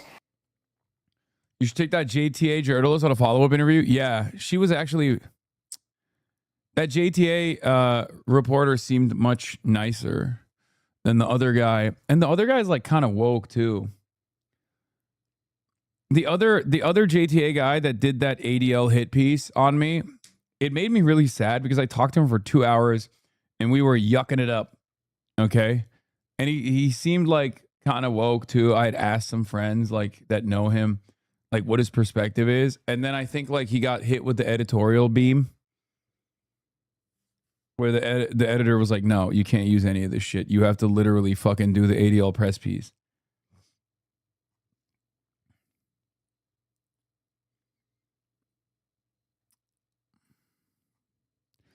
Well, stick it to him. On the corporations and the special interests who dominate Mike Rogers and have dominated our politics for far too long. Dr. El-Sayed, I heard you talk. AIPAC is unlikely to get involved in both Maine and Michigan race. We'll probably stick to one of them per New York Times. 80 million cash on hand as of the end of June. Oh, great. We can cook them then. Easy peasy.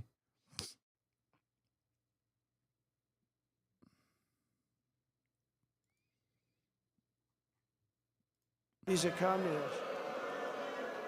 And the polls were wrong again last night when they thought it would be a landslide victory for a hater of Jews and a hater of Israel. Yeah, I thought that was called America First, big dog. Fuck's going on? Here's Peter Beinart's assessment. Let's be clear about what this means. It means AIPAC will support a candidate who will almost certainly help Donald Trump try to overthrow any election that Trump and the GOP loses. It means AIPAC prioritizes unconditional support for Israel over the survival of liberal democracy in the United States. 100%. 100%. AIPAC issued a statement on Wednesday saying they would oppose El Sayed and his radical anti-Israel agenda in November's election.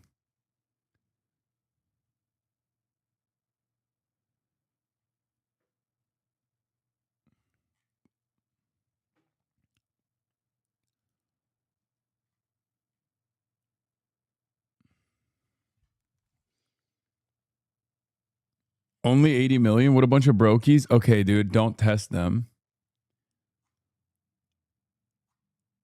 They blew their load in the primary. Yeah, I guess they really fucking liked Haley Stevens, low key. Israel comes to me in my dreams. How long until Trump mentions you directly? I mean, I get talked about on Fox News every fucking night. So it is, at this point, it's virtually impossible that he doesn't know who I am.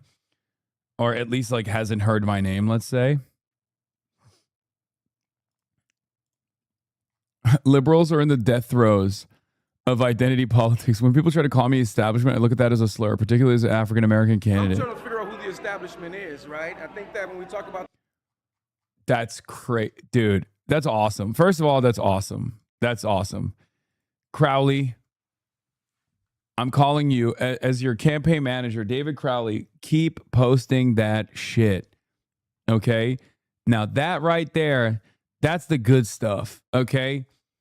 I love that this materialized. I love that this materialized from a white lady podcaster, like a chorus podcaster who was like, just call black people the N-word instead of using the other word, establishment. And then Jasmine Crockett was like, hell yes, sis. And she highlighted it, gave it the nod of approval. And now it is turned into like a legitimate talking point. It's awesome. This is so incredibly stupid. This is such an incredibly stupid thing to say. So, you know, hell yeah. The establishment, I don't know who that is. I'm a kid that grew up in 53206 zip code. Yeah. Haley Stevens. I mean, you would think Haley Stevens was black the way Twitter is talking about it. Like literally, they were like, oh, you defanged black power in the state of Michigan is like some of the takes that I saw about Abdul from some of the most insane people in the commentariat. And I was like, bro, she's a white woman. Like, the fuck are you talking about? Like, she's a white woman. You're making it seem like she's a fucking civil rights hero. What the fuck are you talking about?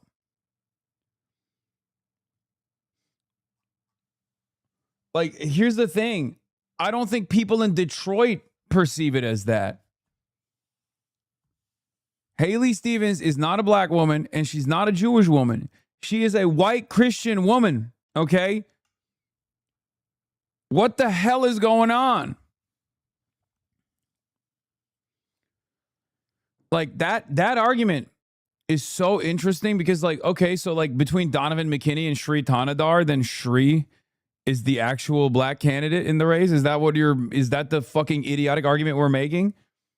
Shri's the one with the establishment backing.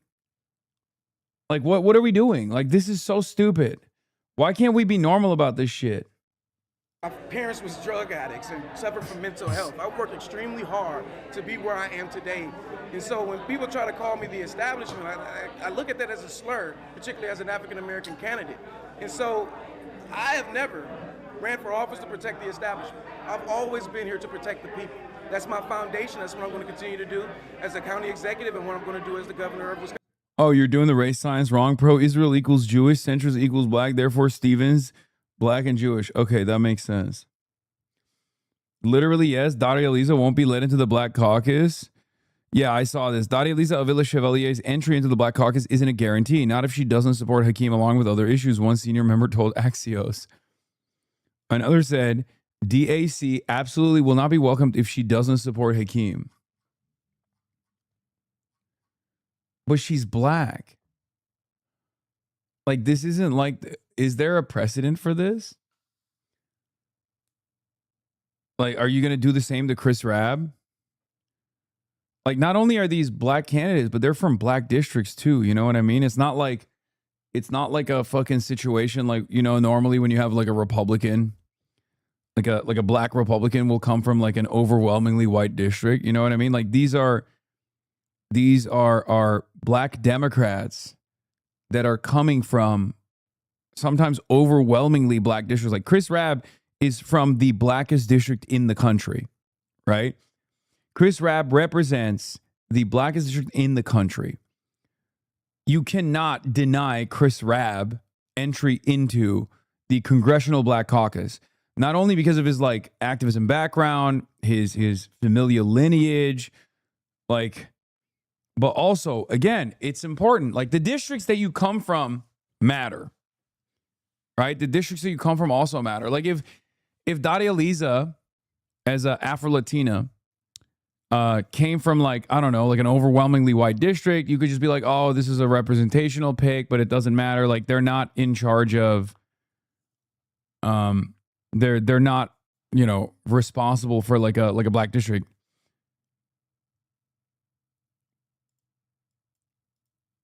Wasn't Tim Scott invited to the CBC? Was he? Like Tim Scott is the example I was thinking of, right? So Tim Scott is the example I was thinking of. Tim Scott and also Byron Donalds too. They don't come from black districts. They are voted by white people. Like they're voted into office by white people.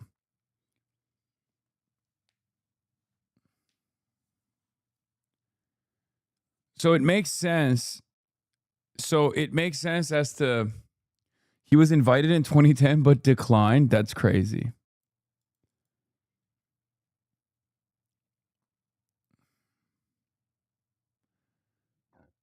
Because if Chris, Mayla, and Dari all refuse to join, if any of them are denied entry, then the Black Caucus won't be able to deny any of them. I think so too. I'm in Byron's district. It's all white races. Yeah. It makes sense as to why CBC could be like, okay, you're not, like your district is not a black district. You're not, you know, representative of like black issues. That makes sense. Can't do that for Daria Lisa. I guess maybe you could do that for Maylot. Maylot is, Denver's pretty white too, white and Hispanic. But even then, that would be bullshit regardless, because these are Democrats. Yeah, Daria Lisa literally represents Harlem. That's an insane thing to do.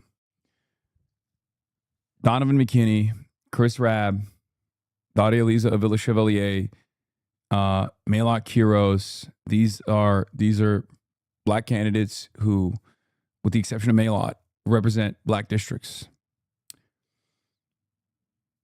Yeah, Summerlee's district is only 25% black and she's in the CBC. Yeah, that's okay. If your district has 25% black people, that's a black enough district, chatter.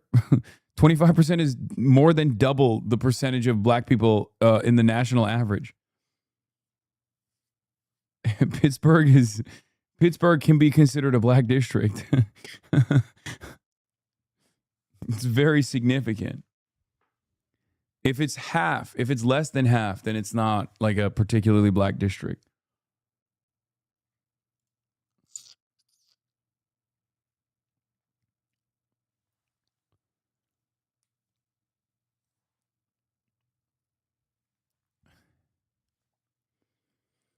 If they don't want her, she still have the carne asada invite. I'm sorry, but if the establishment of the CBC think they can take on Detroit, Philly, Harlem, Denver, and more, they're fucking insane. I mean, Denver is...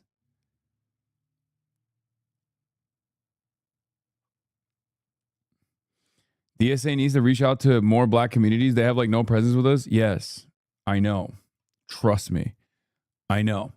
But I think this election cycle, we've made tremendous inroads as far as DSA representation. Again, the candidates that I've worked with closely, as you know, as you've seen on this broadcast, many of them are black. And the overwhelming majority are not only black, but also from black districts, including Donovan actually unseating Sri Tanadar to bring back black political representation to a black city. It's also kind of funny. You're not correctly representing Chris Rabb's opinion on Jeffries. I actually don't know what Chris Rabb. Yeah, he hasn't opposed Hakeem Jeffries. Okay, that makes sense.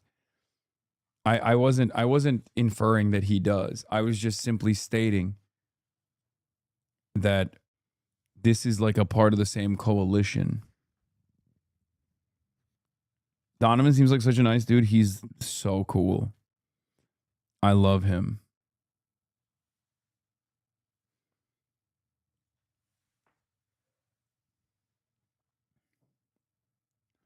I love all the candidates that we work with this season, you know? It's fucking awesome. They're so, what a treat it's been. He hasn't said he'll support Jeffries either. He said he'll see what his options are and then decide. Yeah.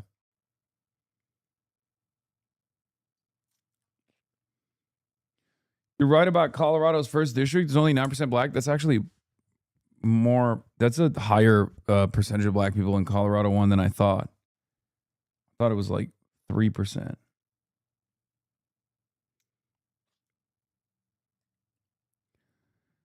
This is the same Congressional Black Caucus whose executive committee voted unanimously to invite Republican Rep. Alan West and Tim Scott to join. West was a fanatical Muslim basher who boasted holding a civilian at gunpoint in Iraq, and Scott's career was bankrolled by Larry Ellison. So they both had more in common with Hakeem Jeffries than Chevalier, at least where it really counts.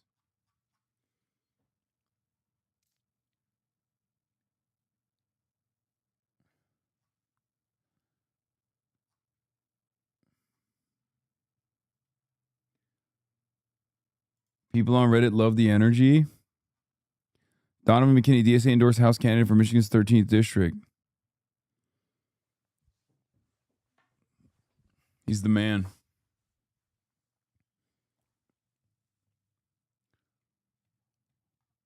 Where were we? Oh, we were talking about establishment equals black or establishment equals slur. All right, I'm going to skip the rest of this. Let's see what this is. Okay, last question for you, Richard. Do you think that the narrowness of the race, the fact that the margin has gotten small, do you worry that it's so funny that all these guys, Roop asked Abdul about you at what? 3:40? Okay, I'll hear what he had to say about the pool party shit.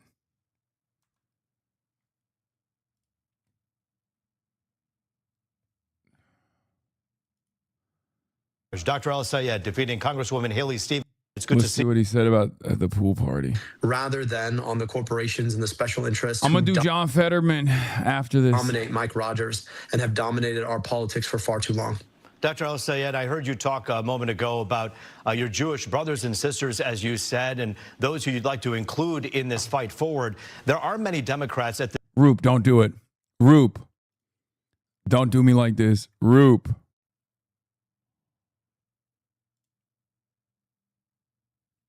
Roop, don't do me like this. This hour who, as you see on social media and elsewhere, are very concerned about the direction of the party under your leadership as a Senate candidate. And the reason is because of some of the supporters you've surrounded yourself with and who have surrounded themselves with you. What do you tell someone who sees a Hassan Piker show up here in Detroit at a pool party and says, wait a minute here, I thought Dr. Abdul El-Sayed was for... No, Roop. Roop. Why you gotta do me like this, Roop? I thought we had something. All of us. What do you talk about when we see those followers? Well, I'm grateful for the majority of Democratic voters who gave us their vote, but I also know that there is a large minority who didn't. And what I'll tell you is that my job is to reach out to as many people as I possibly can to have a conversation about who we are and who we want to be. Now, just because you might campaign with somebody doesn't mean that you underwrite everything that they've said.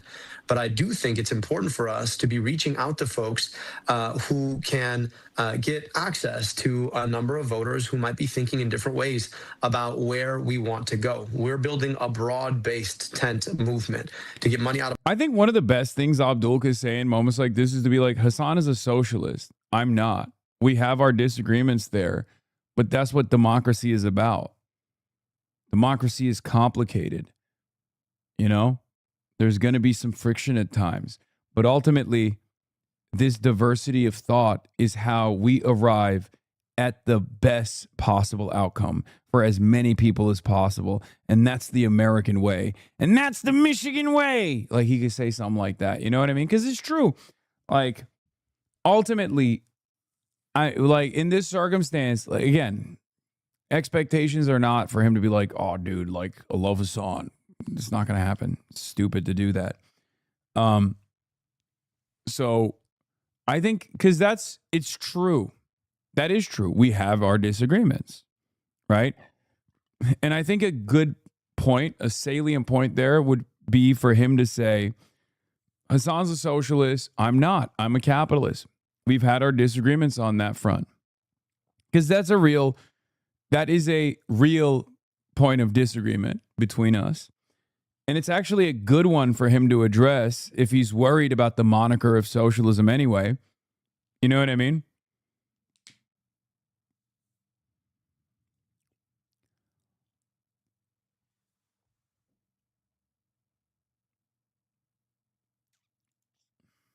What is this?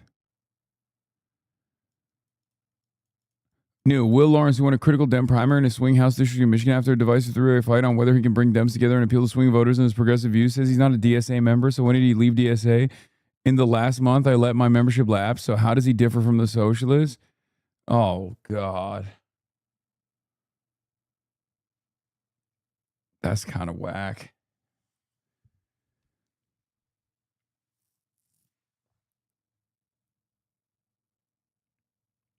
He's using you for your reach for votes. Yeah, I know.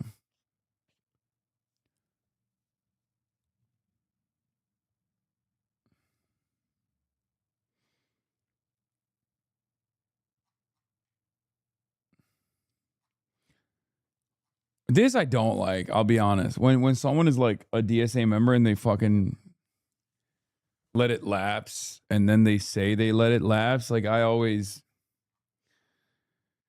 Oh, it's not a good move, man. It just makes you look weak. It's just not a good move. Like with Abdul, he was never DSA. He's never said he's a socialist. So that's different. You know what I mean? But that was definitely an issue with Julie Gonzalez as well. It's literally the same as like apologizing for your past beliefs. It just makes you look wishy-washy. You would literally do better. It's not because the DSA is like this unbelievably powerful force. Because I don't know how prominent DSA is in his... I don't know how prominent DSA is in his district, right? So I don't know how much of an opportunity you have, but I'm not even talking about like the door knocking capabilities of DSA. I'm talking specifically about what this signals to voters broadly. I genuinely think that you would do better to be like, yeah, I'm a member of the Democratic Socialists of America. It's not like I don't. You know, the national platform is voted on by the entire organization. There are things in it that I agree with, things in it that, you know, I don't fully subscribe to, but ultimately it doesn't matter, right? Like the Democratic Party that I am, now the candidate for, there's plenty of things that I don't agree with the rest of the Democratic Party, but that's, you know, I care about my district. You know, I care about my district first and foremost. I care about representing my district. So that's what I'm choosing to do. That's the best, most effective way to, that's the best and most effective way to respond to it. Because you're going to still get called a DSA guy. And then on top of that, they're going to say you're like, it's going to look phony. You're going to look phony a little bit. You're going to look like you got caught. You got caught doing a oopsie. You got caught doing something embarrassing, like you were bad.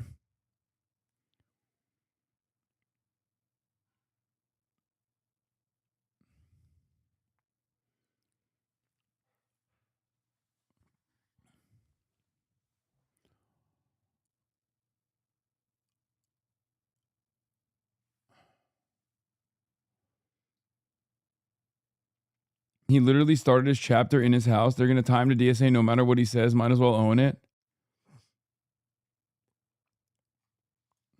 So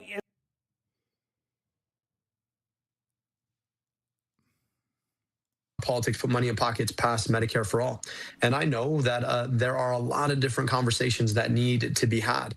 So, you know, on the one hand, I might go on Fox News and talk. Yeah, he started the Sunrise and his DSA chapter. What the fuck is his pivot then? I don't know. To Fox and Friends, even if I might disagree with what those hosts say, because I know there might be someone there in the audience who might agree with me, and I want to make sure that they've heard my message. Similarly, I'm reaching out to all kinds of podcast hosts and streamers to have those conversations.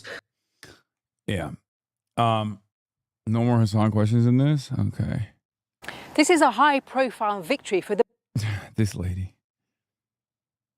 Oh my God, already back to LA? When did you sleep? I didn't. This is why we don't endorse DSA white man? True, dude. Actually, real. True. Did you see that Maylot watches FD? Yeah. Everybody watches FD. Including Killer Mike.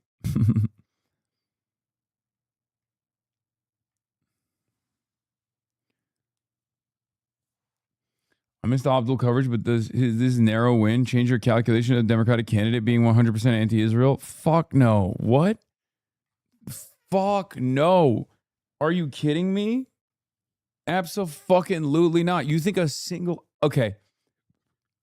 With the exception of like some Haley Stevens like ride or diers, because there's always going to be like ultra Zionists in every district, you know? I don't think 90% of Haley Stevens voters voted for Haley Stevens because they were like, she's gonna fucking dream about Israel. Comes to me in my dreams. Like, I think 90% of Haley Stevens voters voted for her because of the ads, Obama endorsement, fake Obama endorsement, Gretchen Whitmer endorsement, Gary Peters endorsement, mostly Gretchen Whitmer and Obama, and like key endorsements from the black political machine in Wayne County, in Detroit, and also, you know, fucking $70 million of ad spend. There is not a single, first of all, there wasn't a single ad that tied Haley Stevens to Israel. Like, imagine spending $70 million in ads and not a single dollar goes to an ad that says Haley Stevens will defend Israel. You know what I mean? Not a single one. There's not even, there were barely ads that said Abdul al-Sayed will destroy Israel. They were mostly just saying he's a terrorist because of 9/11 and stuff.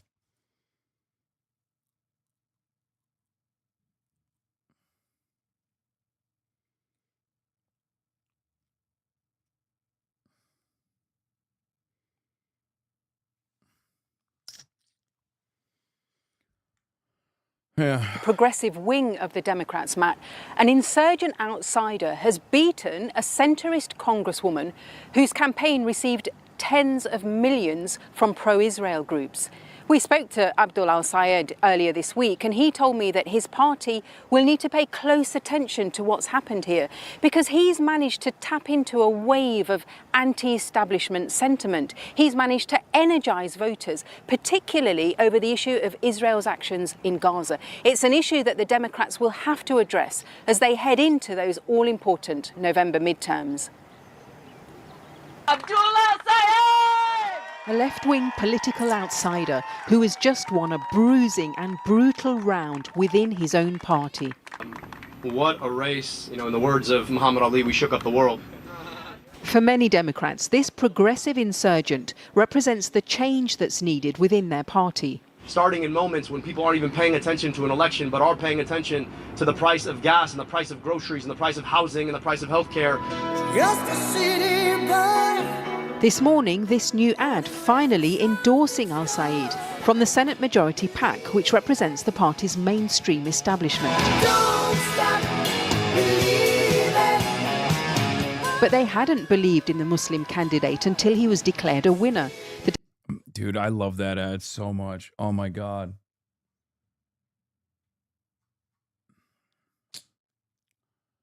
so good.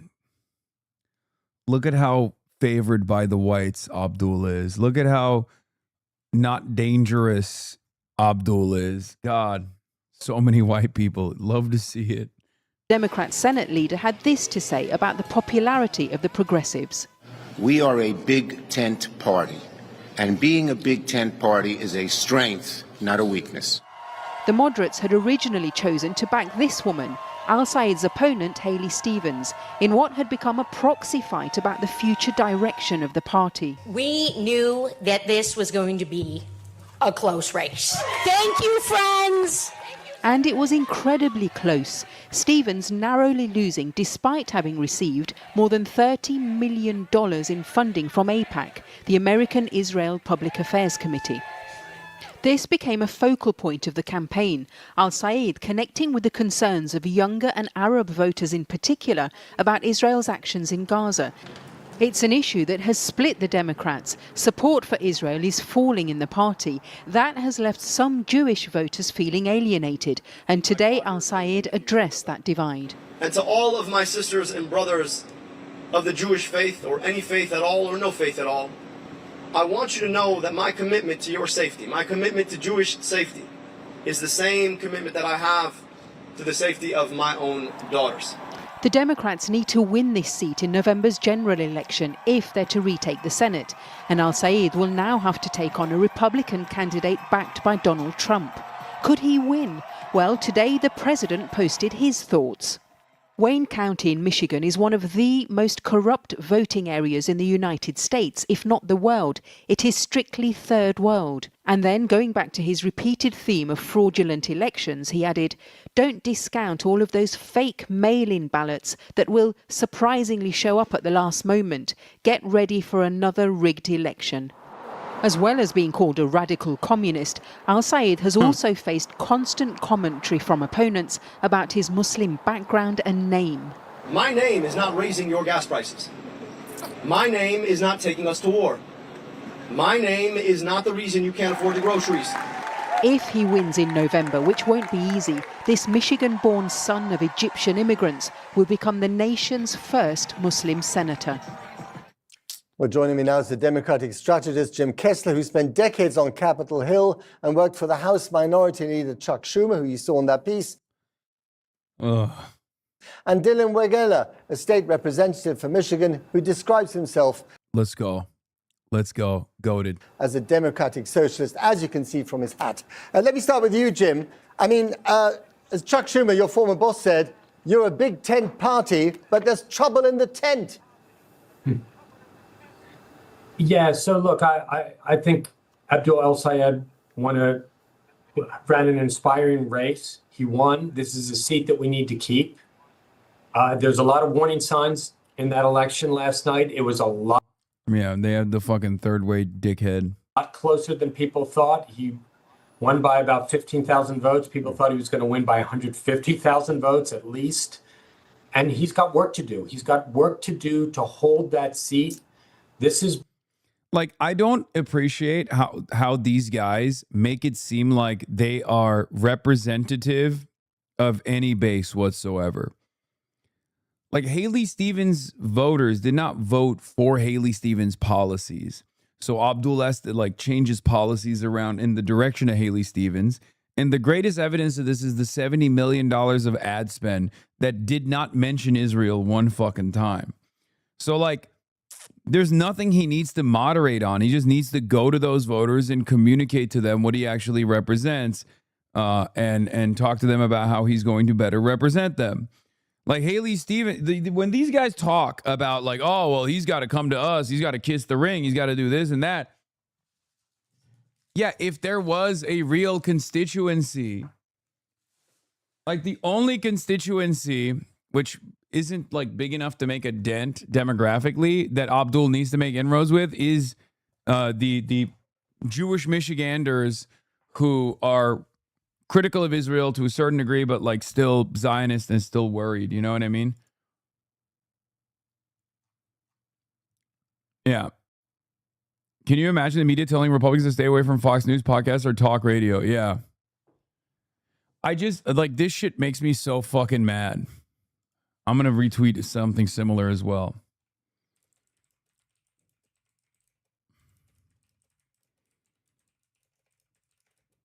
And contentious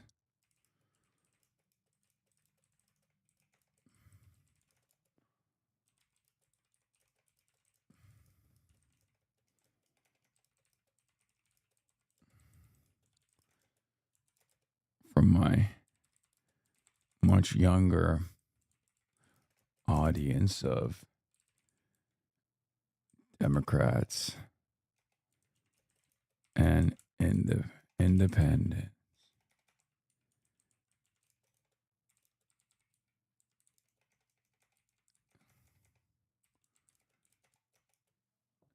It's just like, it's so fucking, it's so strange. Like, I genuinely don't understand it. Like, he should go everywhere. What are we doing? This was the whole problem with Kamala Harris.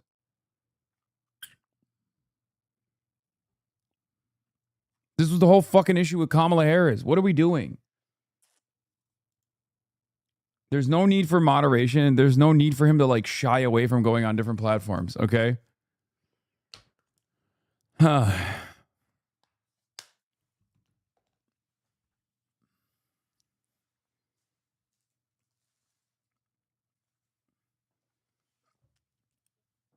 Would you say that the closest in Michigan with Haley Stevens and Abdul would indicate that Michigan may not be ready for change thoughts? No, I wouldn't say that. Why would I say that? It is an unbelievably stupid assessment. The reason why it's an unbelievably stupid assessment is because he did that when he was being outspent 10-1, 10-1, 10-1. This has never happened in the fucking history of American politics. 11-1. $64 million were spent against him with a fake Obama endorsement. Jesus Christ. Wake up, everybody. Please. Please. Wake up.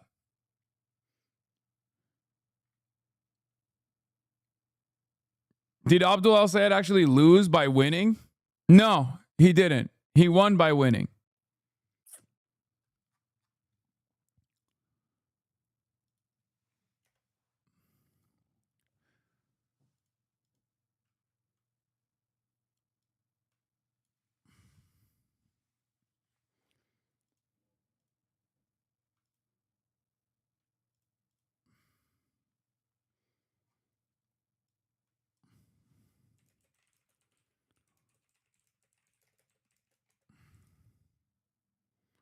I think Abdul should only go on CNN and then also just take on Haley Stevens's.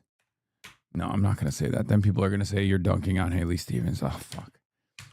This is the worst aspect of like being associated with a campaign. It's just like I have to fucking, maybe dial back some of the things that I say.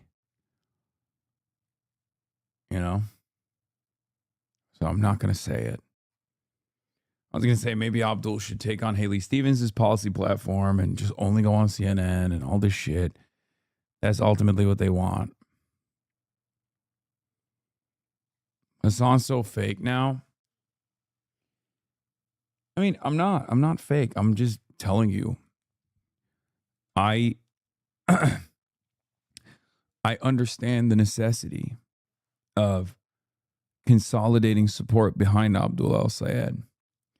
So I don't want to fucking give another opportunity for the annoying shit libs in the consultant class to turn around and be like, oh my God, see, he's attacking Haley Stevens, who the base clearly loves.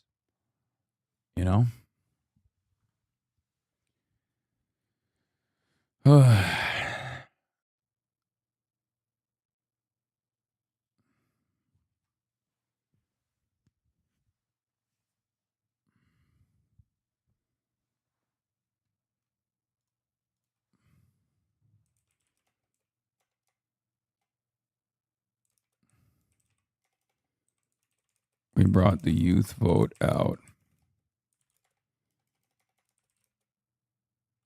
And the ground game was able to defeat $70 million.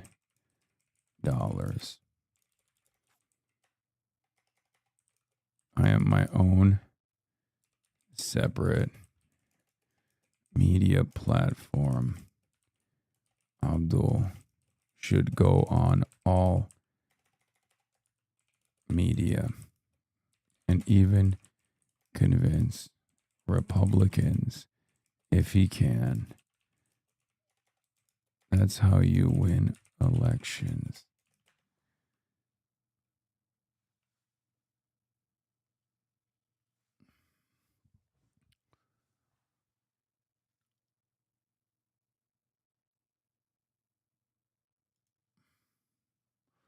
Who do you think are worse? Never Trump Republicans or never DSA Democrats? What? Never Trump Republicans are never DSA Democrats.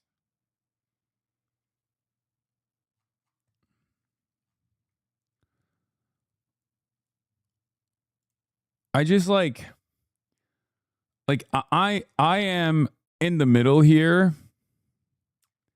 I'm in the middle here where it's like he doesn't have to come on my stream to win. Okay? He doesn't have to come on my stream to win. But I will say this. He should definitely go on all outlets. You know what I mean? He should go on all outlets. It would be a mistake not to. Abdul should go on all outlets, all media outlets, contentious media as well. And he should win the disaffected, disillusioned younger voters over, which, you know, some of which are in my community, of course. And he should go on Joe Rogan. He should go and captivate voters that are Republican, triple Trump voters. Like that's what you got to do to win. So it's very stupid when people are like, no, you shouldn't go on. You can go on Fox News, but you can't go on Hasan. Like, what the fuck are you talking about, you fucking idiot? What's wrong with you?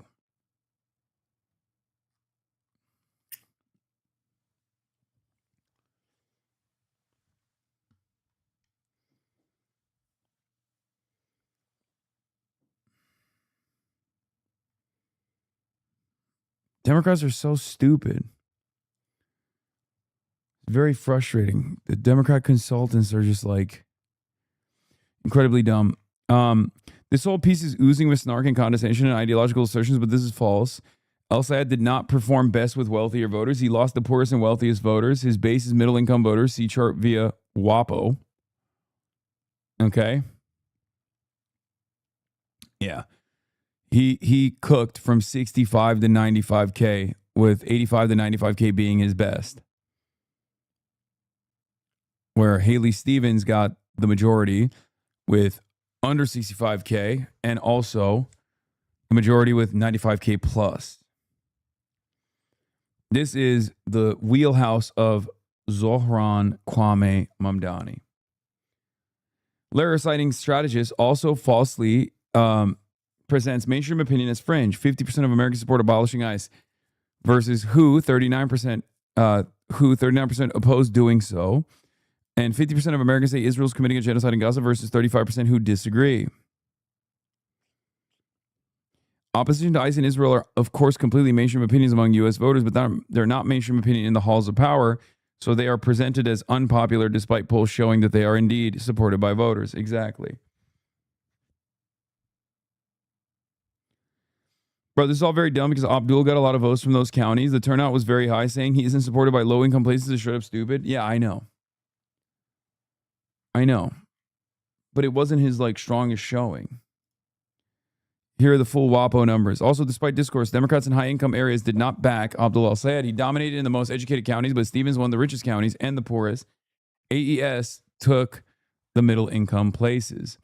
El-Sayed obviously didn't put up Bernie numbers in rural Michigan, but he held his own in small town and rural counties and only lost suburban counties to Stevens by 5 points.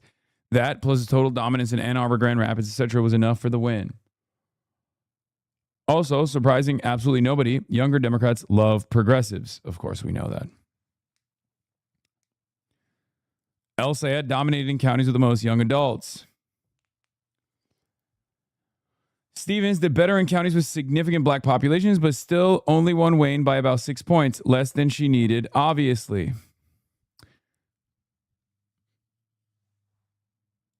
to be fair, one of the 2 high-income counties in Oakland, which Stevens didn't do all that well in my opinion, considering it was our home turf. But I do think, as is often true, there's an upside-down U on the precinct level for X-axis wealth, Y-axis AES support, which I'm working on right now.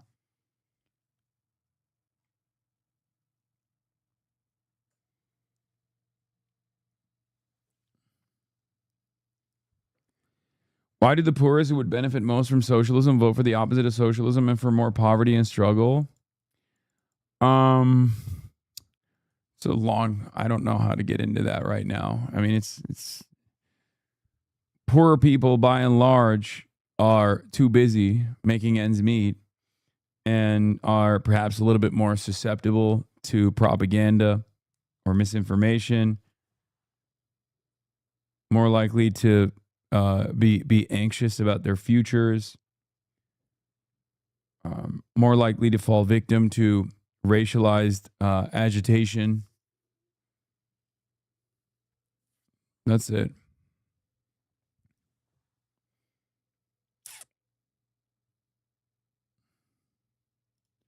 You weren't lying. They purchased all. Haley Stevens, she was a.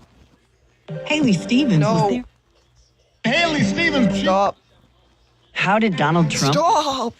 Haley Stevens was. Stop. Haley Stevens. Stop it. Haley Stevens. As county What the fuck? commissioner. Born, raised. Haley Stevens, she was. How did Donald Trump win? Haley Stevens was there. Haley. She's growing up. She's growing on me. She's growing on me. She's growing on me. She's growing on me. Haley Stevens is growing on me. Gitmo has nothing on this. Yeah, I live in Michigan. These were the ads I was getting on YouTube and radio constantly. I heard from the people on the ground. They were really fucking annoyed. Let's see what Jonathan Greenblatt had to say. I'm sure he has a lot of thoughts on this race. Across the state of Michigan are seeing the results come in from Jews across the state of Michigan are seeing the results come in from the Democratic primary. Throughout the campaign, ADL has called out nominee Abdul El-Sayed for peddling in anti-Semitic tropes, saying things like the only reason that people support the state of Israel is money, or for campaigning with notorious bigot Hassan Piker. Campaign trail rhetoric and actions send clear signals about what a person believes and what a political party thinks is permissible. As ADL works to protect, advocate, and educate in order to serve the Jewish community, fight anti-Semitism and hate of all kinds, we will continue to call out politicians and parties that traffic in anti-Semitism, that dress up bigotry with the disguise of social justice. We are not going to stop. And we will keep calling on political leaders and candidates from both parties to reject anti-Semitism and to commit to combating it whenever and wherever it occurs.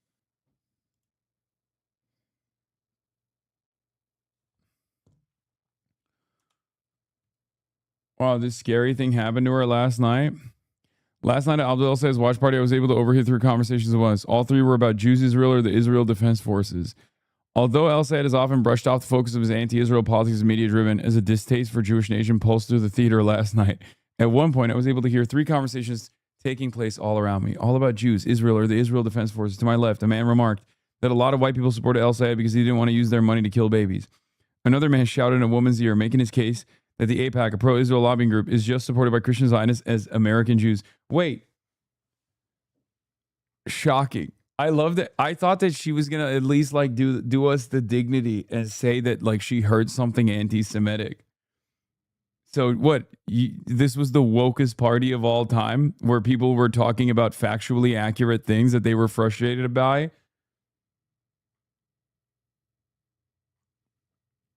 Like, what are we? One man had the audacity to say, I love my Jewish brothers and sisters, but I can't stand the nation state of Israel and how it cynically ties itself to Judaism, making it a much less safe for my Jewish friends. Making it a much less space for my Jewish friends who have nothing to do with Israel. I was horrified. They were saying it Islamically.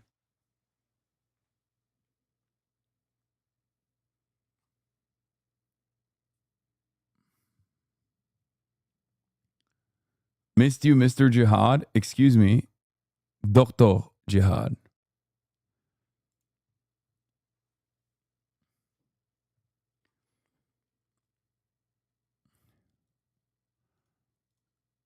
Been the last. All right, I'm skipping the rest of this shit.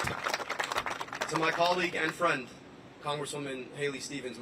Skipping this. But right now, as bitter and as divisive and as cynical as the campaign against us might have been, I want us to realize that there is so much more that unites us now.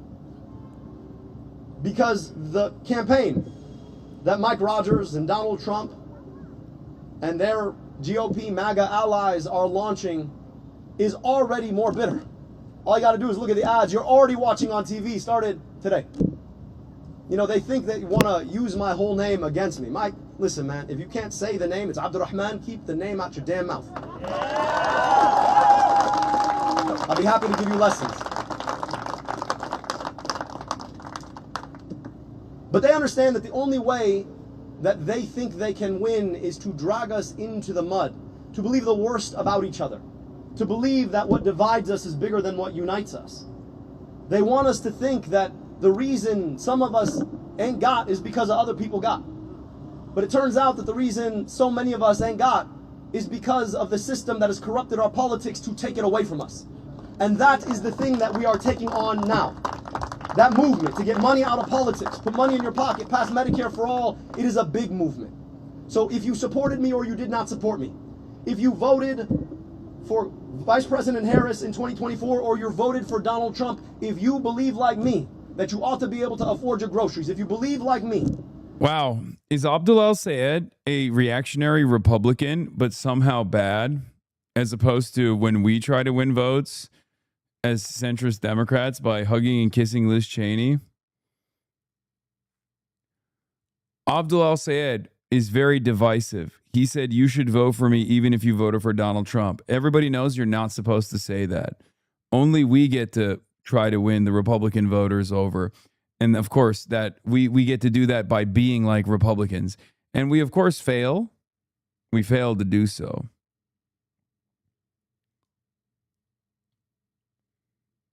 That you ought to be able to afford your home if you believe like me, that your tax dollars ought to be invested in you rather than sent somewhere else. If you believe like me,